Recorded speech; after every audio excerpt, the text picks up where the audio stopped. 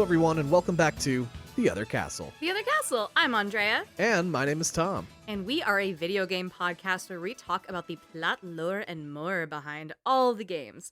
And that means that we're going to cover production, creation, and then eventually the actual plot of the game we're talking about. Yes, thank you so much for joining us. If this is your first time joining us, you can check out other episodes that we have. We have our website, theothercastlepodcast.com. That's theothercastlepodcast.com. And if you've been listening to us for a while and you love us, you can join us over on Patreon, where we have exclusive episodes to the Patreon that we drop every month. We've got a newsletter. It's just $2 a month. Come over and join us there. And when you do, you can also join our Discord. Hell yeah.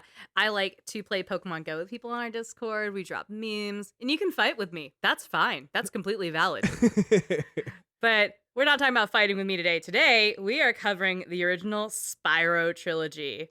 Spyro Trilogy. So I missed this one growing up. Really? I did, yeah. I felt like you were just on it from day one. I was the right age for it and everything, but I don't know, something about the dragons, which is funny because you don't like anything with dragons. I assume if there's a dragon, this is Lord of the Rings. Right. So we're watching Lord of the Rings right now. Except right? You love Spyro. I do like Spyro a lot because I too was the right age for this. The series started in 1998, which was like prime kid time.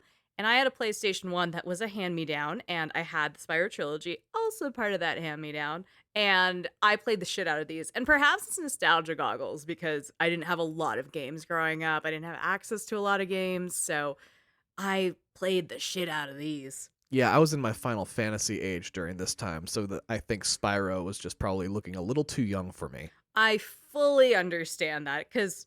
yeah, it's a tiny fucking dragon just flying around and causing mayhem, which is great, but I totally get that you were more mature at the time. I was not. I was a child. So it was perfect. Well, the commercials were really funny back then for Spyro. They were insane. But just to give you some context, Spyro is the second title out of one of my favorite studios to watch right now, Insomniac Games. Insomniac. Right, so Insomniac has done the recent and the upcoming Spider-Man games for PlayStation, and those are absolutely incredible. But that's jumping ahead in the timeline. I just want to gush about how much I love the fucking Spider-Man games. Right, this is the same company that did that, though. Right. But we're going to take it back. Actually, we're going to take it back a lot. The year is 1977. Okay, we're starting over. There's a young boy named Ted Price, and he is 9 years old. He immediately becomes infatuated with the Atari 2600, and then, in his child mind, said someday he's going to make video games. 17 years later, in 1994, Ted Price goes on to be one of the founders of... Insomniac? Extreme Software. Oh. Using his writing degree from Princeton. It was the 90s. Everything was extreme. Right. Like, this was a really cool name in the 90s, I promise. It's not just like, you sound like a chip. Like, no, calm down. Price's mommy was at lunch with a friend talking about, oh, my son is starting a video game company. I'm so excited. And the friend she's with is like, oh, wow, my son's roommate at Princeton loves video game stuff. They should meet. They have one thing in common. I assume they'll be friends. Like anybody that knows two gay people? Ugh.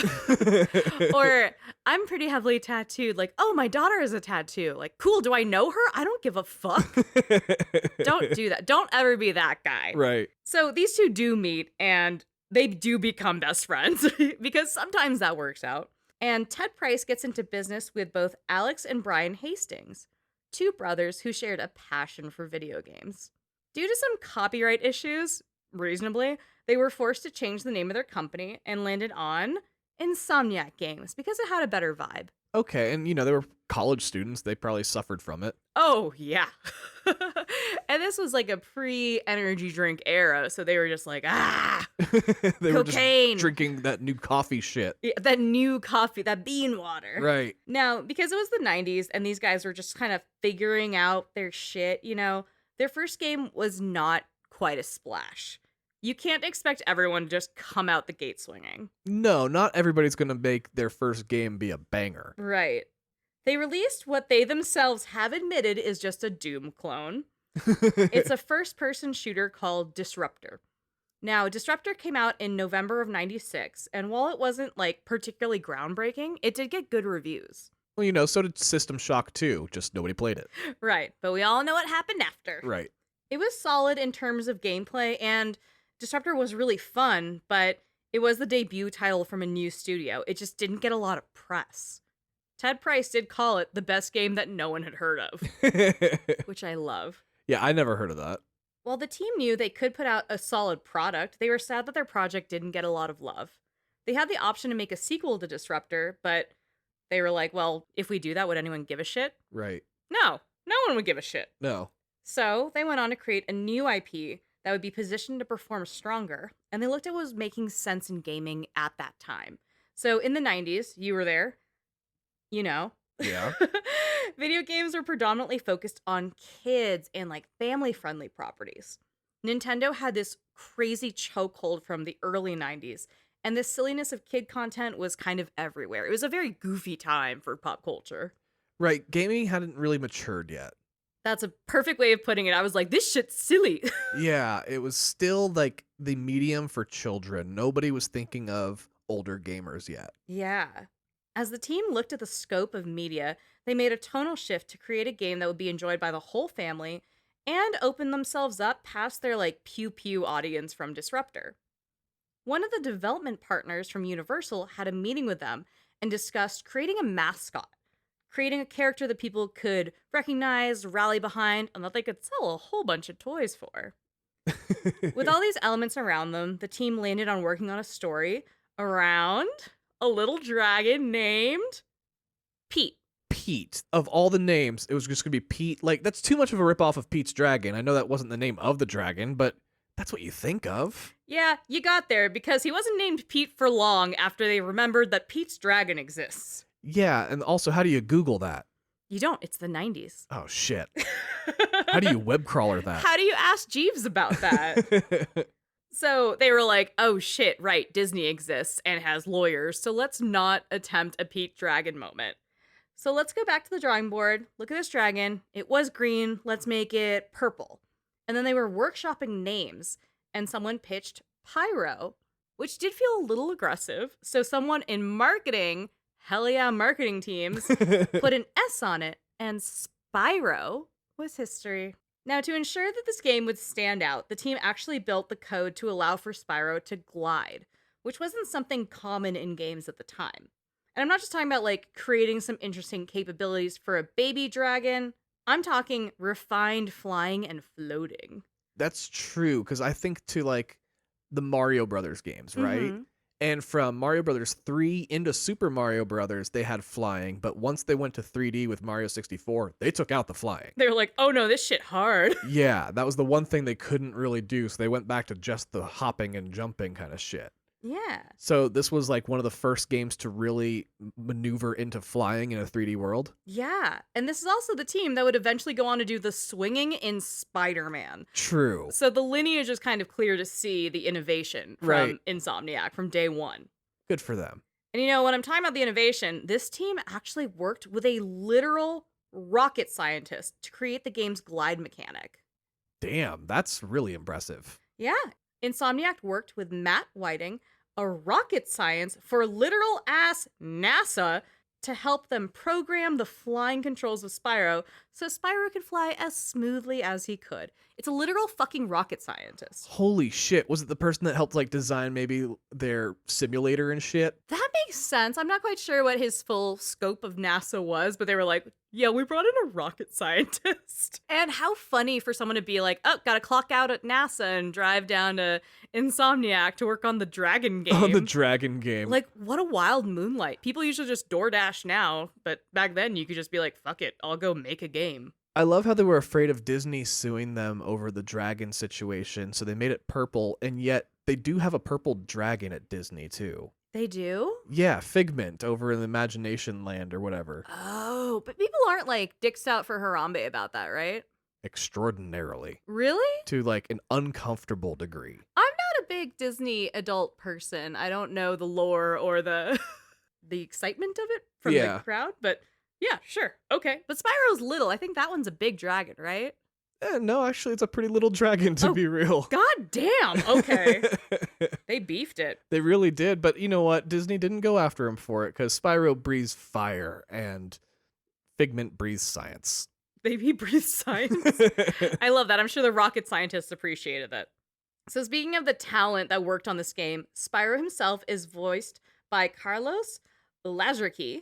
I hope I'm pronouncing that right. Who at the time was Rocco on Rocco's Modern Life. Wait, really? This is the most 90s shit we could talk about. That is a great get, in my opinion. Now, you may recognize his face from Reno 911, but he's also been in tons of vocal performance work. If you were alive in the 90s, he was the Taco Bell dog. Really? Yeah. Yo quiero Taco Bell? You did not say it the way he did, but he delivered the shit out of that line. Yeah, I would not do that properly. It wouldn't sound great coming out of you. And he said that he based his Spyro vocal performance on being a kid at camp that everyone liked. That's really cute. Because, I've heard the voice lines and stuff, and he is just very happy. Because the other games that I think of from an era similar to that was like Gex, and everybody was always sarcastic. Mm. And this was kind of a return back to friendly. Right. Just charisma for days. And he was actually the first person to audition for Spyro. And they were like, yeah, we're good. Get in the booth. Now, as we talk about how the game sounds, outside of the vocal performances, the music to the entire game was done by a pretty serious musician for some reason. Really? The composer for the entire Spyro game was the 2-time Grammy Award winner, 2003 Rock and Roll Hall of Fame inductee, Stuart Copeland, the drummer for The Police. What the fuck? Really? Sting let him off the hook for a couple months to work on a dragon video game. How did they get so many? Oh, they had Universal. That's right. They put on the red light and he came running. Yeah, Universal brought in some fucking talent.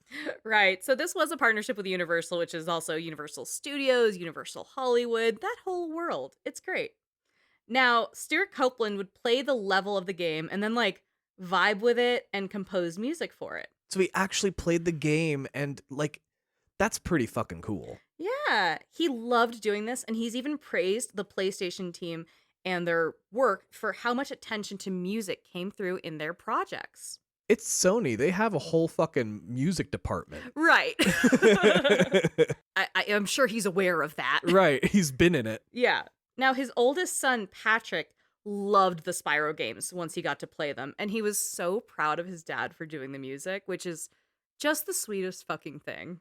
That's cool. I love when kids are proud of their parents. Right? I don't know why, but that always gets me where I'm like, you're so fucking cool. You broke through the dorky parent, wall. So because of his actual affinity for music and his son's love for the game, Stuart Copeland was like, I fucking love this. Let's go off. He loves this music, and he's so much that he's actually toured with it and done Spyro music in concert. That's so cool. So this wasn't just a work for hire kind of thing for him. He really put some shit into it. Yeah, he gave a shit, which you gotta fucking love. Now, the game was marketed for people who want to unravel an adventure and rescue dragons. But in a snarky twist, the marketing campaign would show off some actual gameplay, and then a live-action sheep puppet talking shit about how much he hates Spyro. There would be this fucking puppet sheep. And first of all, it's horrifying, because it's way too big. It's just a little too big for what you would consider safe to be around for a sheep. And he runs around being like, boycott Spyro, he breathes fire, fuck this guy, don't support this. It's like a Jim Henson nightmare. Yeah, very much so. He's just declaring that he's an anti-Spyro activist. He tries to deter people from buying it by standing in front of game stores. And in the 90s, there was also an accompanying website, which is pretty early for its time, called Sheep Against Spyro. And we've talked about how This Game Stinks campaign may have contributed to Earthbound not doing well. Right. But this was actively campaigning against the game. He made signs that said boycott Spyro. This little sheep. He doesn't have thumbs. How did he make them? It's amazing. The 90s were wild. Let's just boil it down to that. It was a hit. In the end, this game was a fucking hit. Yeah. So in May of 1998 at E3, Spyro was officially announced to the world.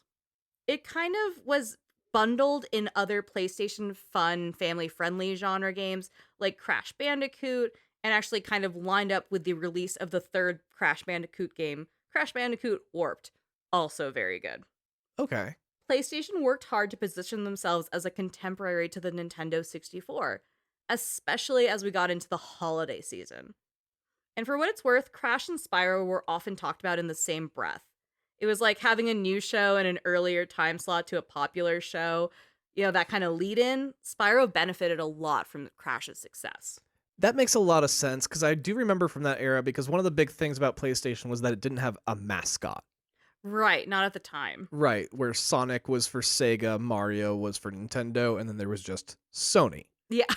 And then Sony was like, we're gray. Isn't that cool? For a long time, Crash Bandicoot was kind of considered the default Sony mascot, But right, kind of just because there was no one else to fill that void. which is why it makes it crazy that Microsoft now owns Crash Bandicoot in its entirety. Now, at the time, Crash was a Naughty Dog project, which somewhat ironically, Sony has still adopted Naughty Dog mascots in using Joel and Ellie to represent the PlayStation. Yeah, so Naughty Dog kept that title of like, we are the mascots, but we're just going to change the character. Yeah, we're eventually going to upgrade here and there. You'll get Ratchet and Clank eventually. Calm down. Yeah, because you could say Nathan Drake, too, was the mascot for a long time. Absolutely. They were also the mascot for Subway for a second. So shit's crazy with Naughty Dog, but you gotta love it. Now, I also bring this up because Crash is very similar. It's a platformer. There's friends involved. You can kind of be this silly protagonist. It does well with kids and adults alike. Just a family-friendly crossover. It was totally kismet, and not the only time we'll see Crash and Spyro moving in tandem as franchises. Okay. Spyro was officially launched in North America on September 9th, 1998, and the following month in Europe. The team said that sales initially were a little slow, and this was the era prior to pre-sales, so it's hard to have that day one pop like you do now. Right. But as we got closer to the holidays, sales did pick up. The pickup may also have been due to overall positive reviews of the game. It was heralded as this fun, great 3D platformer with wonderful graphics, and at the time the graphics were on par with any computer animated film, so it did feel groundbreaking and immersive at the time. I mean, good for them. Within the first year of release, Spyro, which is just the name of the first one, it's just Spyro, sold 1 million copies. For a debut game? It's the second game from Insomniac, but it's the debut of the franchise. Yeah. And yeah, it did pretty well. And again, this is the 90s. 1 million copies is a whole lot because we didn't have as many gamers as we do now. That's Right. pretty impressive. So with that all in mind, let's get our adventure started. There's dragons to save. This is Spyro. The game opens up with a little green frog monster. He's at the top of a mountain planting an Insomniac Games flag. This little fellow gets knocked off the mountain by Spyro, who flies in and lets him fall to his death. What a little scamp. I know, off the bat. Spyro flies a little bit and lands down at the menu screen. The player opens up their save file, and the game screen states, "In the world of dragons." So this is fully voiced? No, that's just me. Oh, okay. We cut to a film crew interviewing some dragons. We hear off screen someone say, "Okay, rolling," and then there's a boom mic in frame. An elder dragon, much bigger than Spyro, begins to say that it's been peaceful here in the 5 or 6 worlds. He says there have been 1,200 or 1,400 treasure, and, things have been good. The producer asks, "What about this Nasty Nork character?" He says he heard that Nasty Nork has found a magic spell to turn gems into warriors for his cause. Another large dragon comes into frame and explains that Nasty Nork is a simple creature who has been contained in a remote world and is no threat to this world. And the dragon is also like, and by the way, he's so ugly. The scene cuts to Nasty Nork, who is the same kind of that green frog monster we saw on the loading screen. Nasty Nork is furious at these claims that he's not dangerous, and especially that he's ugly. Also, was this being broadcast live? The boom mic is in frame, or did they just not edit it? I don't understand what kind of production this is. Also, I really love that it's just the opening of The Incredibles. You're right. Damn, Spyro. I guess this era just didn't understand pre-recorded content. Anyway, as this apparently happens live, Nasty Nork raises his stick, and far away, the dragons that were being interviewed get zapped and turned into statues. All of them, except for Spyro. Spyro sees this happening and goes, "Well, I've got some work to do." I don't know why Spyro wasn't turned into a statue, but that's not important. Seriously, that's not explained? Nope. Ever? I think it's just because he's little. He was the tiniest little one? He's little, so they're like, fuck it, not worth it. Why is this suddenly Centipede? Like, our first fucking episode. Is this derivative? I can't tell. We have never had to reference, like, the story from Centipede for any other game, but this is almost exactly what happens. Like, nearly beat for beat. Yeah. So the game begins, and Spyro is in the land of dragons and runs directly into Nestor, a dragon statue. Spyro comes up to Nestor's statue, puts his foot on it, and Nestor is released from the statue. Nestor tasks Spyro with finding dragons and releasing them throughout all the lands. Spyro's like, yeah, cool, but I want to find Nasty Nork. Where is he? And Nestor's like, shut the fuck up. Go save the dragons. So now Spyro is free to roam about the world. It's lush, and there are those protesting sheep that aren't protesting. They're just chill right now. You can run into them. You can set them on fire. There's some small Norks patrolling lazily, but they're pretty easy to knock off if you flame them or you headbutt them. It's fun. This game is a 3D platformer that is kind of a collect-a-thon. So a lot of the fun in this is just unleashing all the dragons, capturing all the treasure, and, killing everyone you can, from Nasty Nork all the way down to the lowly Norks below. So it's for people that like to platinum games? Yes, which is not me. But I had fun with the platforming. I don't care about platinum. Right. Now let's talk about the Norks. So they're green, they're bipedal, and they kind of look like frogs, but they sound like gruff. They are everywhere, and they do not like Spyro. Oh, okay. They look more frog-like in the original art, but in the remake that I played, which is the Reignited Trilogy, they do look a bit more like a big green monster. A Nork. I was going to ask what a Nork was, but that explanation still doesn't really clear it up, but that's fine. You don't get a lot of history. Right. I'm trying to drop all the lore I can. Now, Spyro is accompanied by a little dragonfly named Sparks, with an X because it's cool. He follows Spyro around and is the indicator for how much health Spyro has. When he's full on health, the dragonfly is gold. When you're at death's door, he's completely gone. It's kind of a fun way to avoid the HUD, which I can't appreciate, but it can be annoying because to refill your health, you have to kill small creatures like sheep or whatever you can find, whatever that level is giving you. Oh my god. The dragonfly eats the spirit of whatever you killed and grows healthier. This is a pretty cool dragonfly. Yeah, so you run up to a sheep, you set him on fire, he's dead. His spirit comes out of his deceased corpse. The dragonfly eats it, and you feel better about yourself. This game's wild already. We haven't started. Does the dragonfly talk? Not in this one. No. Oh, not in this one. He can get chatty later. Okay. He eventually does get his own spin-off game as well. Really? Way down the line.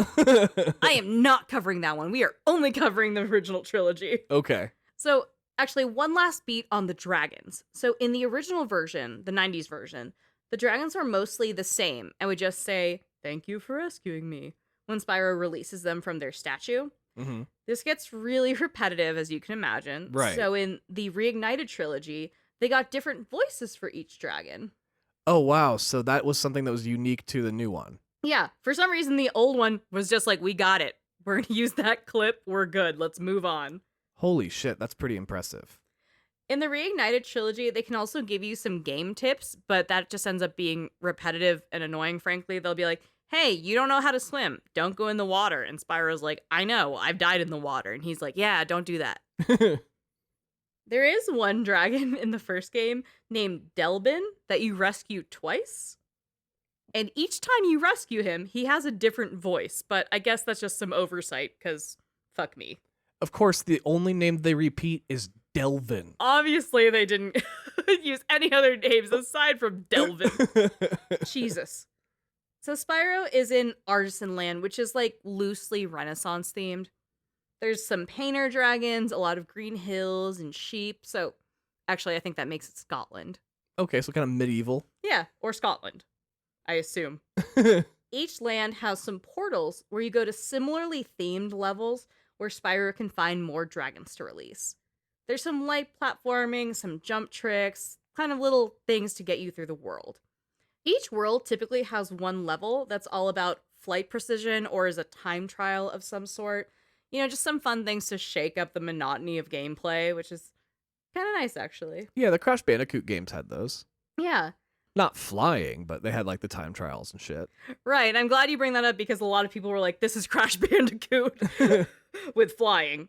And, it's 3D, it's fun, it's silly, all that good stuff. There's such a big reason why these two mascots had such a chokehold on the PlayStation players in the 90s. It makes sense. A lot of the same people were playing them. Right. Now, the goal of each land, of course, is to save all the dragons in that world. But as the dragon Nevin warns you, Nasty Nork has sent his henchmen to patrol the lands. In Artisan Land, there is a boss named Toasty.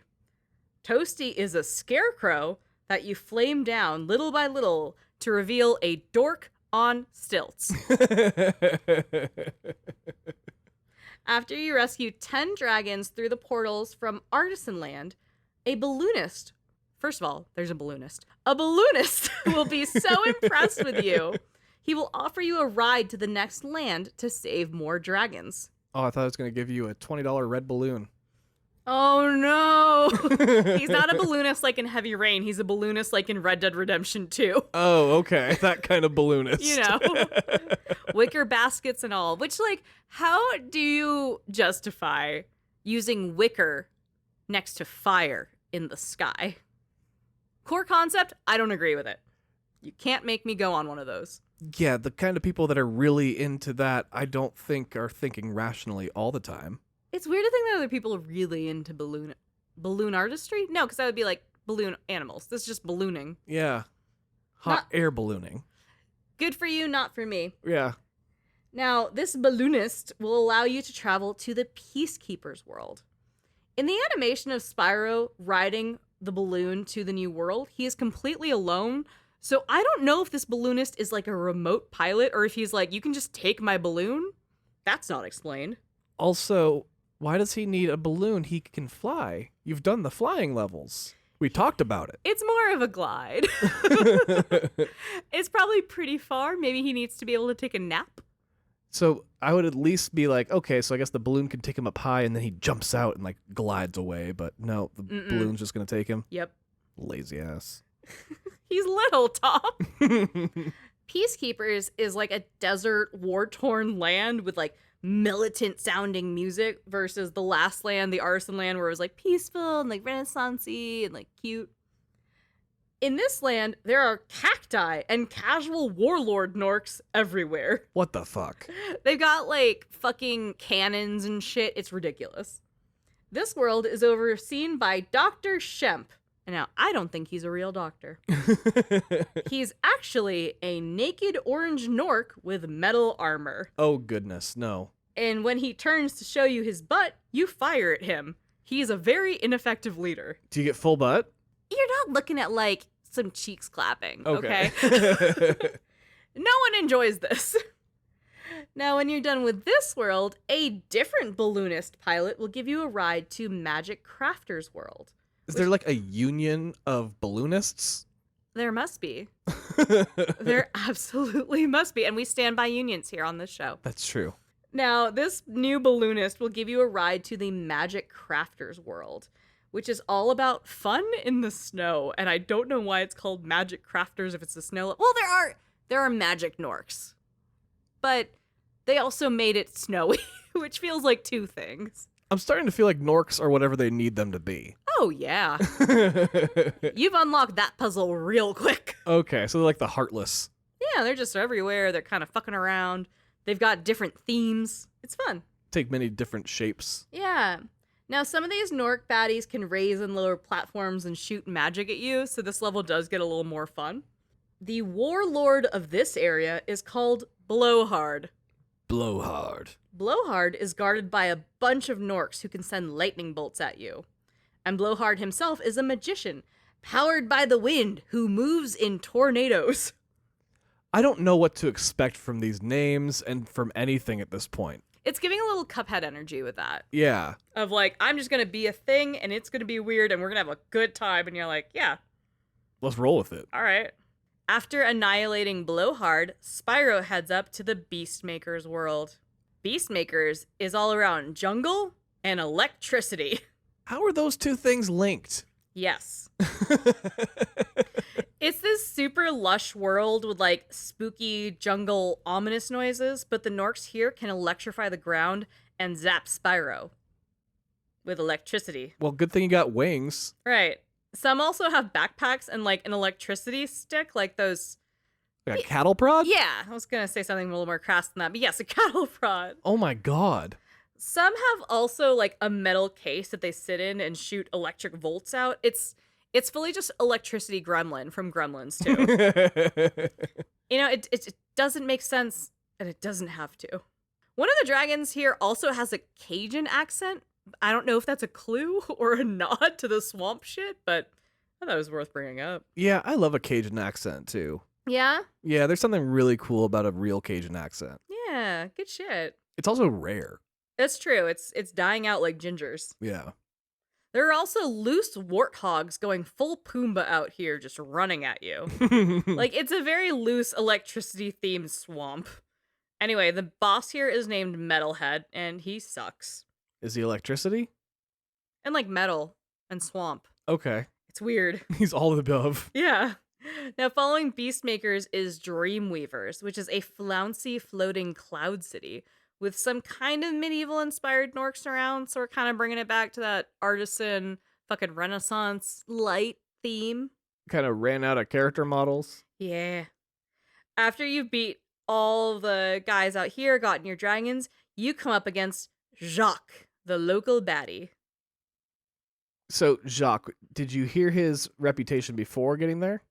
I mean, no. Okay. You're kind of just like, you're the big one. I got you.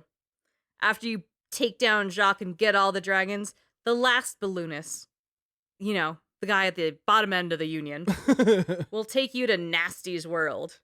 Nasty's world is in an alley in the sky with rats and trash everywhere. It's fucking gross. Why do we have to go there? Just because there were dragons there? There's like 2 dragons up here. And we also have to beat Nasty Nor because he's being a prick. Let's say the whole game has 30 dragons to find? More than that, but yeah. Ballpark, whatever. And so you missed 2. You got 28 dragons to help you beat Nasty Nork. Oh, they are of no help. You release them and they just fuck off. They're not even going to help you in the final battle? No! Why'd you gotta find them in the first fucking place? You could. Oh, goodness. You're a little dragon. You're committed to this. You're on it. I imagine you're leveling up too, though, right? There are no levels. There's no, power tree. There's no skill tree. No. You're just baseline, good to go. So you're the same character through the whole game. Yep. See, that is not common in modern games No. at all. There's no real, unlockables. It's just go for it. So he doesn't run faster with the upgrades. He's just the same God, character no. at the beginning that he is at the end. Yeah. You just don't see that anymore. I know. Okay, so when you're ready to take on Nasty Nork himself, he does these tricky laps and you have to chase after him. It fucking sucks. And I remember doing this as a kid and was like, yeah, take a couple tries. Did this in my adult years. Fucking sucked. I was like, how did me, without the fully formed brain do... I wouldn't say my brain is fully formed at the moment, but as a child, I knocked this shit out of the park. Just not even thinking about it. Yeah. So Nasty Narc himself is the physically biggest enemy we've seen in the game so far, and he's full of armor and he's super fucking fast. He is a huge pain in the ass to catch up to and is kind of, he's just a son of a bitch. It's a good final boss, huh?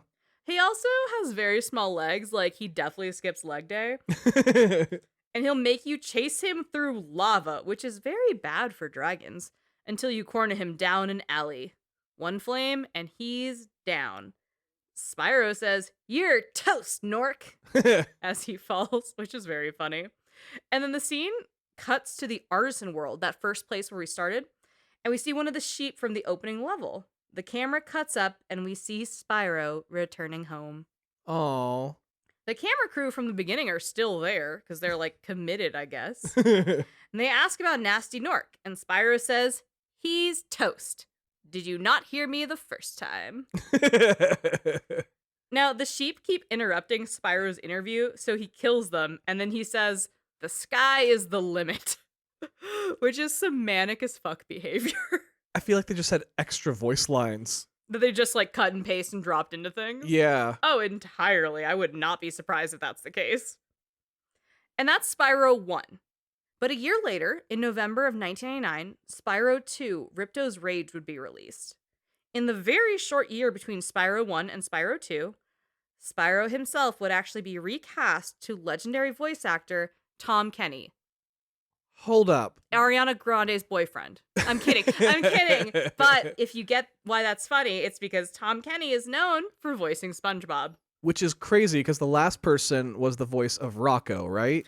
Right. So they're just moving around from other kid mascots. But that's the same team that made SpongeBob. And the same team that's going after Spyro, clearly. Damn. This guy just took the lead role over from the same guy twice. Oh no. But Tom Kenny, I mean, he is a legendary voiceover actor. I've met him a couple times. He is very kind. He is wonderful. We've seen him in a restaurant once. We did. You're like, I love SpongeBob. And I was like, when the fuck do you watch SpongeBob? And you're like, he's a great performer. That is Tom Kenny. You put respect on the man. Yeah. In the Reignited Trilogy remake, Spyro is only voiced by Tom Kenny. Oh, really? For all 3 games? Mhm. Okay. Now, in the same marketing campaign strategy as Spyro 1, Spyro 2 was announced at E3 in 1999 and then released later that year. Like, this is a really tight turnaround, guys. That is really fast. Is it the same engine and everything? Basically, yeah. They did some obvious, like, quality of life upgrades, but essentially all the same founding blocks, most of the same team, different voice actor. I wonder, did they just keep working straight through after the game's release? I think they have to. Yeah, you have to entirely. Because it's a dragon, and like Lord of the Rings, they just filmed all of them at once. They're just powered through the full trilogy. Yeah. Oh my god, is this Lord of the Rings? Now, this is also the year we got Crash Team Racing, which would end up being the last Naughty Dog project in the Crash Bandicoot franchise. And that game went fucking hard as shit, and I loved it. Yeah, that was like your Mario Kart. Yeah. I was really good at it as a kid. I'm not anymore. I don't know what happened. Yeah, because we've played that since it was like released as downloadable on PlayStation. Mm-hmm. And not good at it. It's not a really great game by today's standards. That's fair. You can't put it up against like Mario Kart 8. Is that the one that's out right now? Yeah, 8 it's the one that's Deluxe, out right now, some yeah. shit. Totally get it. I'm not good at that either. I don't think I'm good at racing games, guys. Mario Kart 8 is kind of like the GTA 5 of the Nintendo era because it has now gone on to 2 different systems. And they're going to try and squeeze another one if you're not looking, you know? Right? The next Switch is going to also have Mario Kart 8. Hell yeah.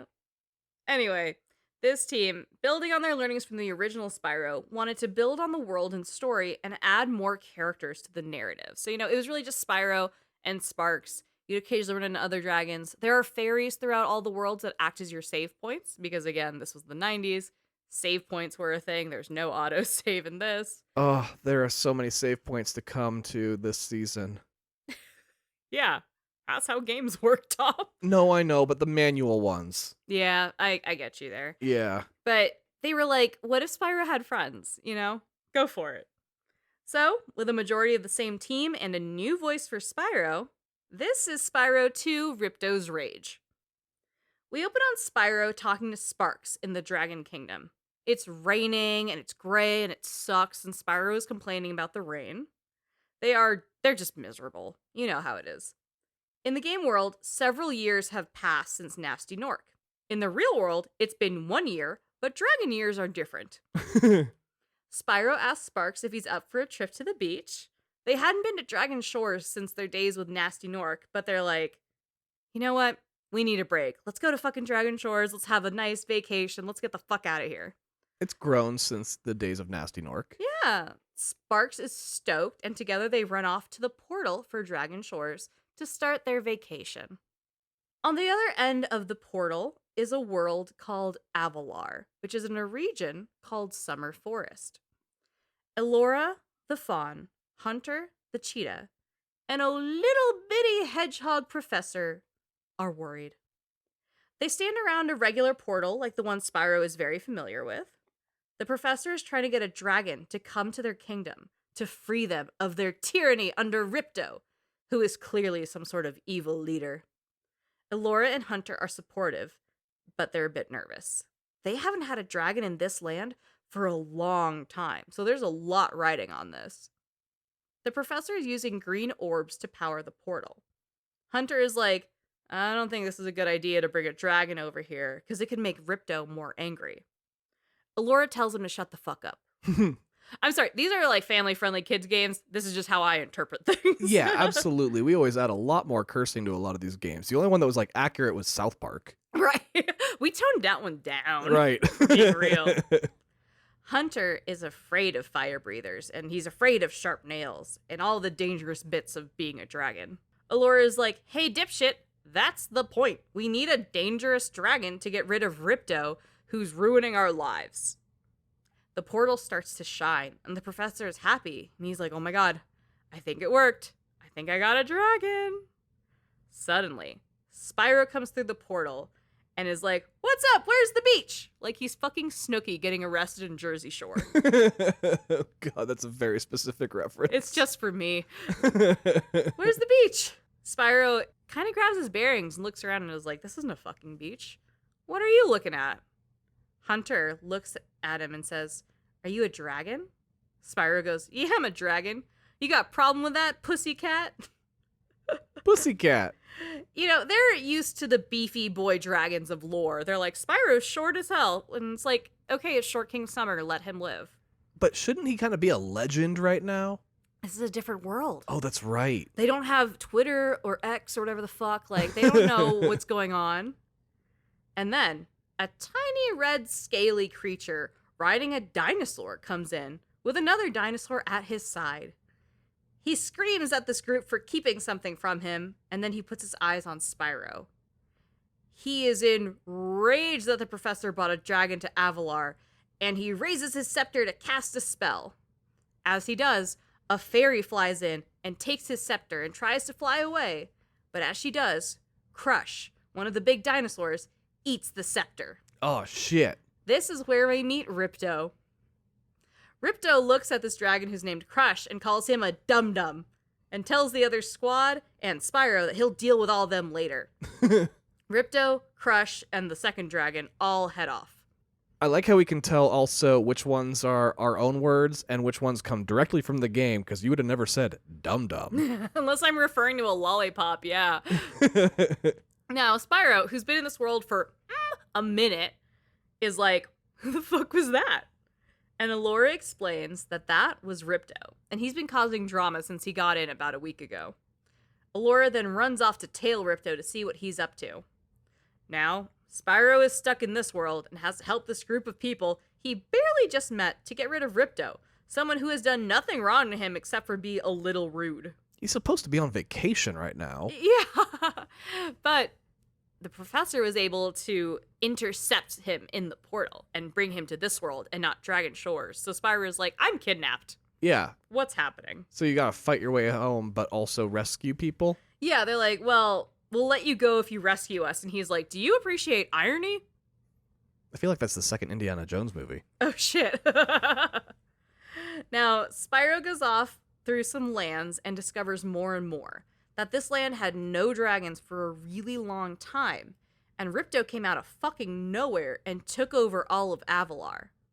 In the Capitol building, he's removed these local Avalar flags and replaced them with flags of his own face. We actually see him do this, and as he does, a bear in a full suit gets kicked out of the castle forcibly. Ripto is a fascist. So Ripto is just coming in, Gestapo style, kicking in doors and just taking over. He is the Gestapo. That is a perfect thing. I mean, not for us, but, No. you know, for the analogy's sake. Spyro sees the fairies that helped him earlier, and they serve as save points throughout the game, just like they did in the last one. They will also slowly tell you how to play the game, and honestly, they get really tedious. So you hit a save point, it automatically, like, checks you in, and the fairy's like, did you know that you can fucking jump if you press this button? And you're like, yeah, this is the second fucking game. And we're 2 hours in. Of course I figured that out. And they're like, yeah, you're welcome. You can't skip them. It's just annoying. Oh, they don't even do it in the loading screen where that's where they usually put all that repetitive bullshit. No, they throw it in the save points, of which there's like a handful across each level. So every few minutes while you're going through a level, you have to stop. It stops the entire game. You have to look up. You get the text box of them being like, to double jump, press the double jump button. And you're like, fucking I know. I've been playing this for 2 hours. I am very familiar with this. This is going to happen again this season. It's just some 90s shit, you know? Yeah. So, like, off the bat, compared to the last game, when we look at the story, this is already way more compelling and interesting. First one, Collectathon, Norks are bad. This one, someone is fucking forcibly taken over an entire world. You are their last hope. They spent all their resources trying to get you here, against your will, but whatever. And we have to save all these wonderful... all of these people... We have to save the creatures from Ripto. You know who you are? 27-year-old. Oh. Dr. Gordon Freeman. My boyfriend. That is exactly the plot of Half-Life 2. So Spyro picks up a crowbar. I'm kidding. He just does fire.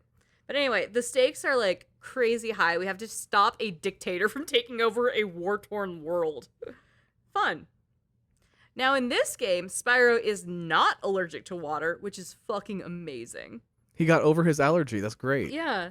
He can access power-ups. He can fly for an extended time. You know, there are also some places around the world where if you go through them, you get boosters that are temporary, so you can, like, run really fast for 10 seconds. You're able to climb up walls. Like, your capabilities and ability to explore things and unlock puzzles is much more dynamic. Okay, so this is a much more upgraded Spyro now. Yeah, which is great because also, again, this came out a year after the first one. The turnaround was so fucking tight, and they were still able to, 1, create a better story, and 2, create better gameplay. That's a win. Win. Win. Echo, echo, echo. Now, Spyro is dropped into this world where small mice are being terrorized by lizards. Their treasure has been stolen, and they are being abused by local assholes. So Spyro fires up a bunch of lizards and gets down a bunch of treasure. Now, Spyro doesn't return the treasure, even though it's very clear that the treasure is being stolen by whoever asshole is running the town. But the town is like, whatever, you killed all the lizards. And when he does kill all the lizards, they give him a talisman. Spyro's like, that's fucking sick. What is this? And they're like, yeah, it's a talisman. He goes, I don't know what that means. They go, you're welcome. Now, Spyro makes it to Alora again, who calls him a dork for asking if she's a goat. She's a fawn. This was a valid question. This bitch has hooves. Yeah. Spyro mentions that, hey, you know, those mouse people gave me a talisman. And she's like, are you fucking kidding me? That's amazing. And Spyro's like, I thought it was just like a souvenir. It was cute. I don't know what the fuck this means. And Alora says that there are 14 talismans in Avalar with magic. And if they collect enough of them, they can use that magic to defeat Ripto. So he's like, oh shit, this is the collectible. Got it. Got it. This is the collectible. Yeah. It is better. It's not perfect. Right.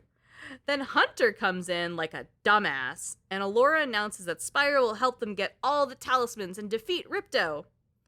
Hunter and Ripto are confused at this new information. Hunter's like, why can't Spyro just run up and flame Ripto? I can go get the talismans. He's a fucking dragon. Feel like there's a better way to do this. Alora is like, you're literally not even wearing shoes right now. How can I trust you to go get talismans? Hunter looks down at his bare feet and is embarrassed. Fair point, though. She's like, hey, dipshit, you're useless. And he's like, aw, man, I am. The self-awareness sets in. Yeah.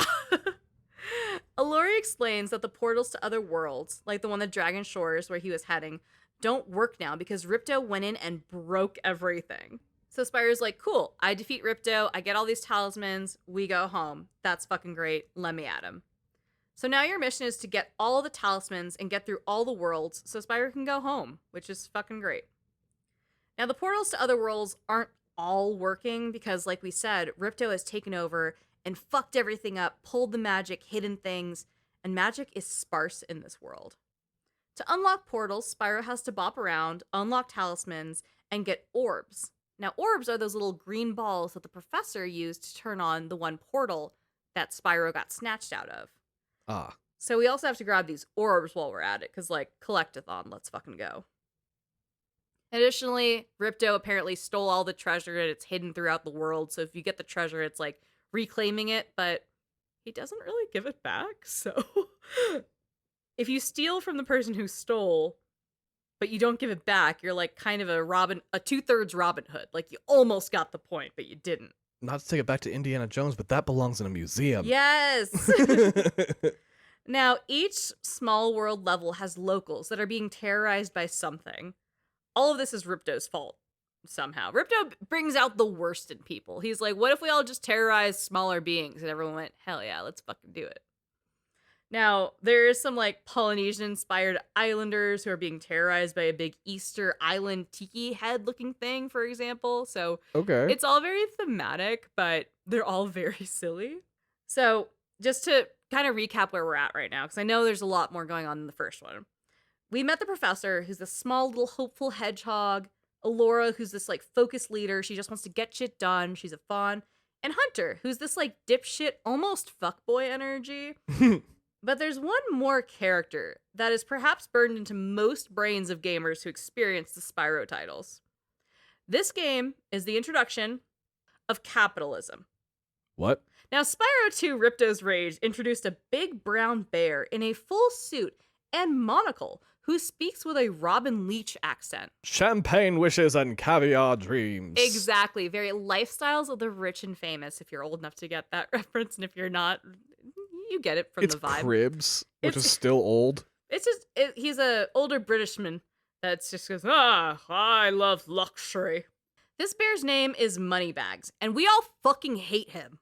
Okay, good. He is spread throughout the entire game and is literally just a paywall you have to bypass to be able to swim, access portals, access areas. He's just the fucking worst, and I hate that this is happening. He's literally pay to play. Yeah. So it's not an EA situation, but you do have to give him gems that you find through the world to unlock certain things. Okay, you're not doing real world currency. Right, thank God. It was the 90s. and Right, We this is couldn't not- figure that out. Not a modern game at all. There is one area early in the game where he's blocking a portal with a big wall. He tells Spyro he could take the wall down, but he forgot how to. He then extorts Spyro for many gems and treasures, and shockingly, after Spyro is extorted, Moneybags remembers how to pull the wall down and lets Spyro access this portal. He takes all your treasures.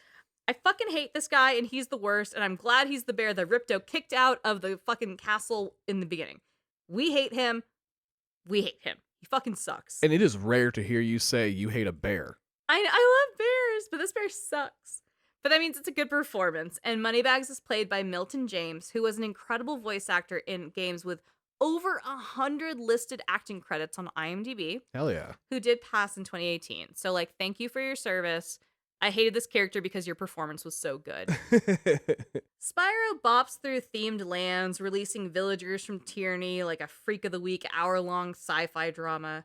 And like, honestly, I'm just thinking of that Firefly episode where the villagers worship Jane, because as he does, Spyro gets orbs and people are like praising him and giving him presents for like releasing them Oh, from that's their great. tyranny and shit. It's cute.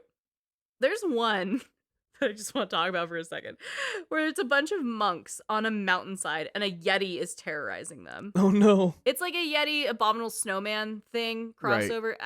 They're basically, they're not interchangeable, but basically interchangeable. Yeah, kind of the same thing. The Yeti has a big roar and is like, ah! And as he does, a building collapses on top of him. He kills himself Yeah. by accident. And Spyro doesn't even have to do anything. I was actually really excited to fight the Yeti. But regardless, they give Spyro a talisman as a thank you for stopping him. Like, it's the fire dragon versus the ice being. Right. And they take that away from you? I know, I really wanted to do it. Kind of hilarious. But within that area, there's also a side quest where you play hockey to earn an orb. Like, there's really fun ways that they made new gameplay elements and areas for you to explore and activate and earn your collectibles without just being like, jump to this platform, jump to this higher platform. No, it really elevates the gameplay, and it also like speaks to that Canadian audience they were looking for. Yeah, they finally locked him in.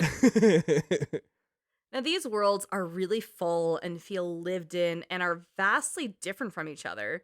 Unlike the first game where they would have like a general theme, but like not as much life in them. You know what I mean? Mm-hmm.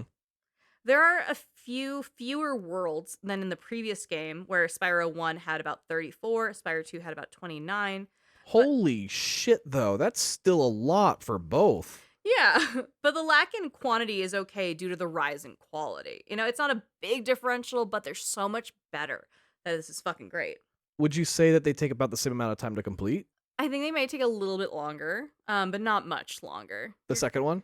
Yeah, you're gonna do between 6 to 8 hours for each title. Ish. Don't come for me. Depends on your ability to platform. Right. And some of these I was just like, I'm just not gonna fucking do this. But I'm not a hundo kind of person, so I'm like I want to have some fun, leave me alone kind of person. I want to finish the game. Yeah, I want to see what happens in the story. All of this to say that the levels overall, huge quality of life improvement, except for aquatic towers. Fuck aquatic towers. Aquatic towers is a horrible level where bad guys have, one, drained the ocean, and then two, they start taunting seahorses with glasses of water. That's fucking maniacal. Oh my god, that's evil. See, when you said the aquatic towers, I was thinking Rapture. Oh, I mean, kind of. But this is horrifying. Spyro has to go and release the valves and let the water back into the world, which is fine until you get to these like crazy robot sharks. And there are robot sharks that are like nearly impossible to bypass. They are huge. Their AI is way more attentive to you than any other fucking enemy. Damn. I threw the controller. It's a one-hit kill because the sharks don't just bite you, they swallow you whole. It fucking sucks. I got eaten by a lot of sharks. Fuck aquatic towers. And that's how you know it's a true 90s game. If it makes you throw the fucking controller. If I'm this angry about it. Yeah. Oh, that is the sign of a true 90s game. If it makes you so mad, you throw the controller. There's another water level where the sharks come back out and Moneybags will like, if you pay Moneybags enough, he'll put you in a submarine vessel kind of thing so you can just go by them without hitting them. Just bypass it because they know it sucks? They know it sucks, so there's like, if you really fucking hate it, Moneybags will get you through. Now, Spyro gets all the talismans in the Summer Forest section of Avalar, and this unlocks a door that Ripto had put up. Because you have all the talismans, you have all the magic. It's fucking great. Yeah. Elora is there by the door, and she's like, hey, go this way. Spyro goes through the door, down into a dungeon, which is Crush's dungeon. Ooh, Crush. Now, as I talked about, Crush is one of the dinosaurs that, like, works for Ripto. So, he's huge, he's big, he looks like a dragon without the wings. Big boy. I was going to say, not a dragon, a dinosaur. Right. Now, as Spyro goes down into Crush's dungeon, Elora comes in and is like, hey, Spyro, I want to give you some lore. You know how we just do that as people. Here, let me just exposition dump on you. Right. It's like a first date. A first date is just an exposition dump, right? That's true. Now, Ripto got there, like I mentioned, about a week ago. The professor has been using his orbs to work on a super portal technology with Elora and Hunter, his two friends. The professor did his portal checks and said, well, now all I need are the coordinates. Hunter hears this and snatches all the devices out of the professor's hands and starts button mashing numbers in as the coordinates. Turns out, much like how people pick lottery numbers, Hunter punches in his birthday. Elora says, hey, dipshit, don't do that. Hunter then does that and then hits the button to make it go. So they were teaching like proper password creation in this video game. Right. That's great. Some serious shit. Now, through the portal, a small red dipshit is flung into this world. This is Ripto. Ripto is Hunter's fault. This is hard confirmed that Hunter made this happen because he's a dumbass. His birthday is the coordinates to evil. The coordinates to evil. Yeah. Following Ripto are Crush and Gulp, who is the other dinosaur, and they land on top of Ripto. Ripto calls them useless buffoons as he crawls out from under his dinosaurs. He begins to yell at them and then sees the professor, Elora, and Hunter, and a fairy who's just now here, and they've all entered the scene. In shock, Hunter drops the device. Ripto asks where they are and then sniffs the air, realizing there are no dragons in this world. Ripto turns to Crush and tells them to go pack his bags. They're moving in. Ripto tells our group of friends to say hello to their new king. Elora tells the professor to turn the portal off, but his glasses are shattered and he can't read the device to turn it off. Oh no. Thinking quickly, Elora tells the fairy to take the orbs and scatter them throughout the worlds to hide them, because that was the power from the portals. Now Ripto can't bring more assholes over if all the power's gone, right? This shuts off the portal, and Ripto starts freaking out and runs off. Elora is like, oh my god, this is so bad. Hunter, why didn't you chase him? You're a giant cheetah. Hunter has no excuse, but he's useless. Hunter is like, well, Ripto doesn't like dragons. Can we get a dragon to do it? The professor is like, oh my god, yeah. Okay, no, that's a good idea. Let's find a place with dragons. And that's how they started working on getting a dragon to Avalar. Oh, okay.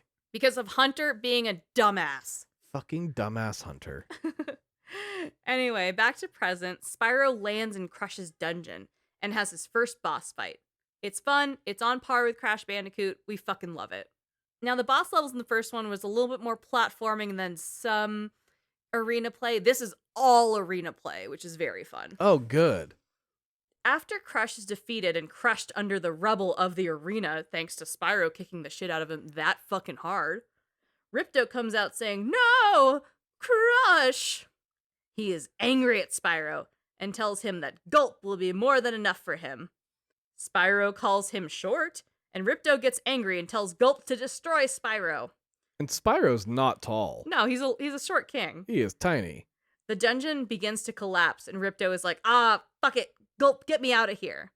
They escape, and Spyro calls him a wuss. Spyro's a little shit talker. I love him. I know, he's like, fuck you.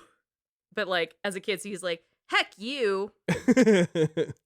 After this, we see the Capitol building remove the Ripto flags and replace them with the region's original flags.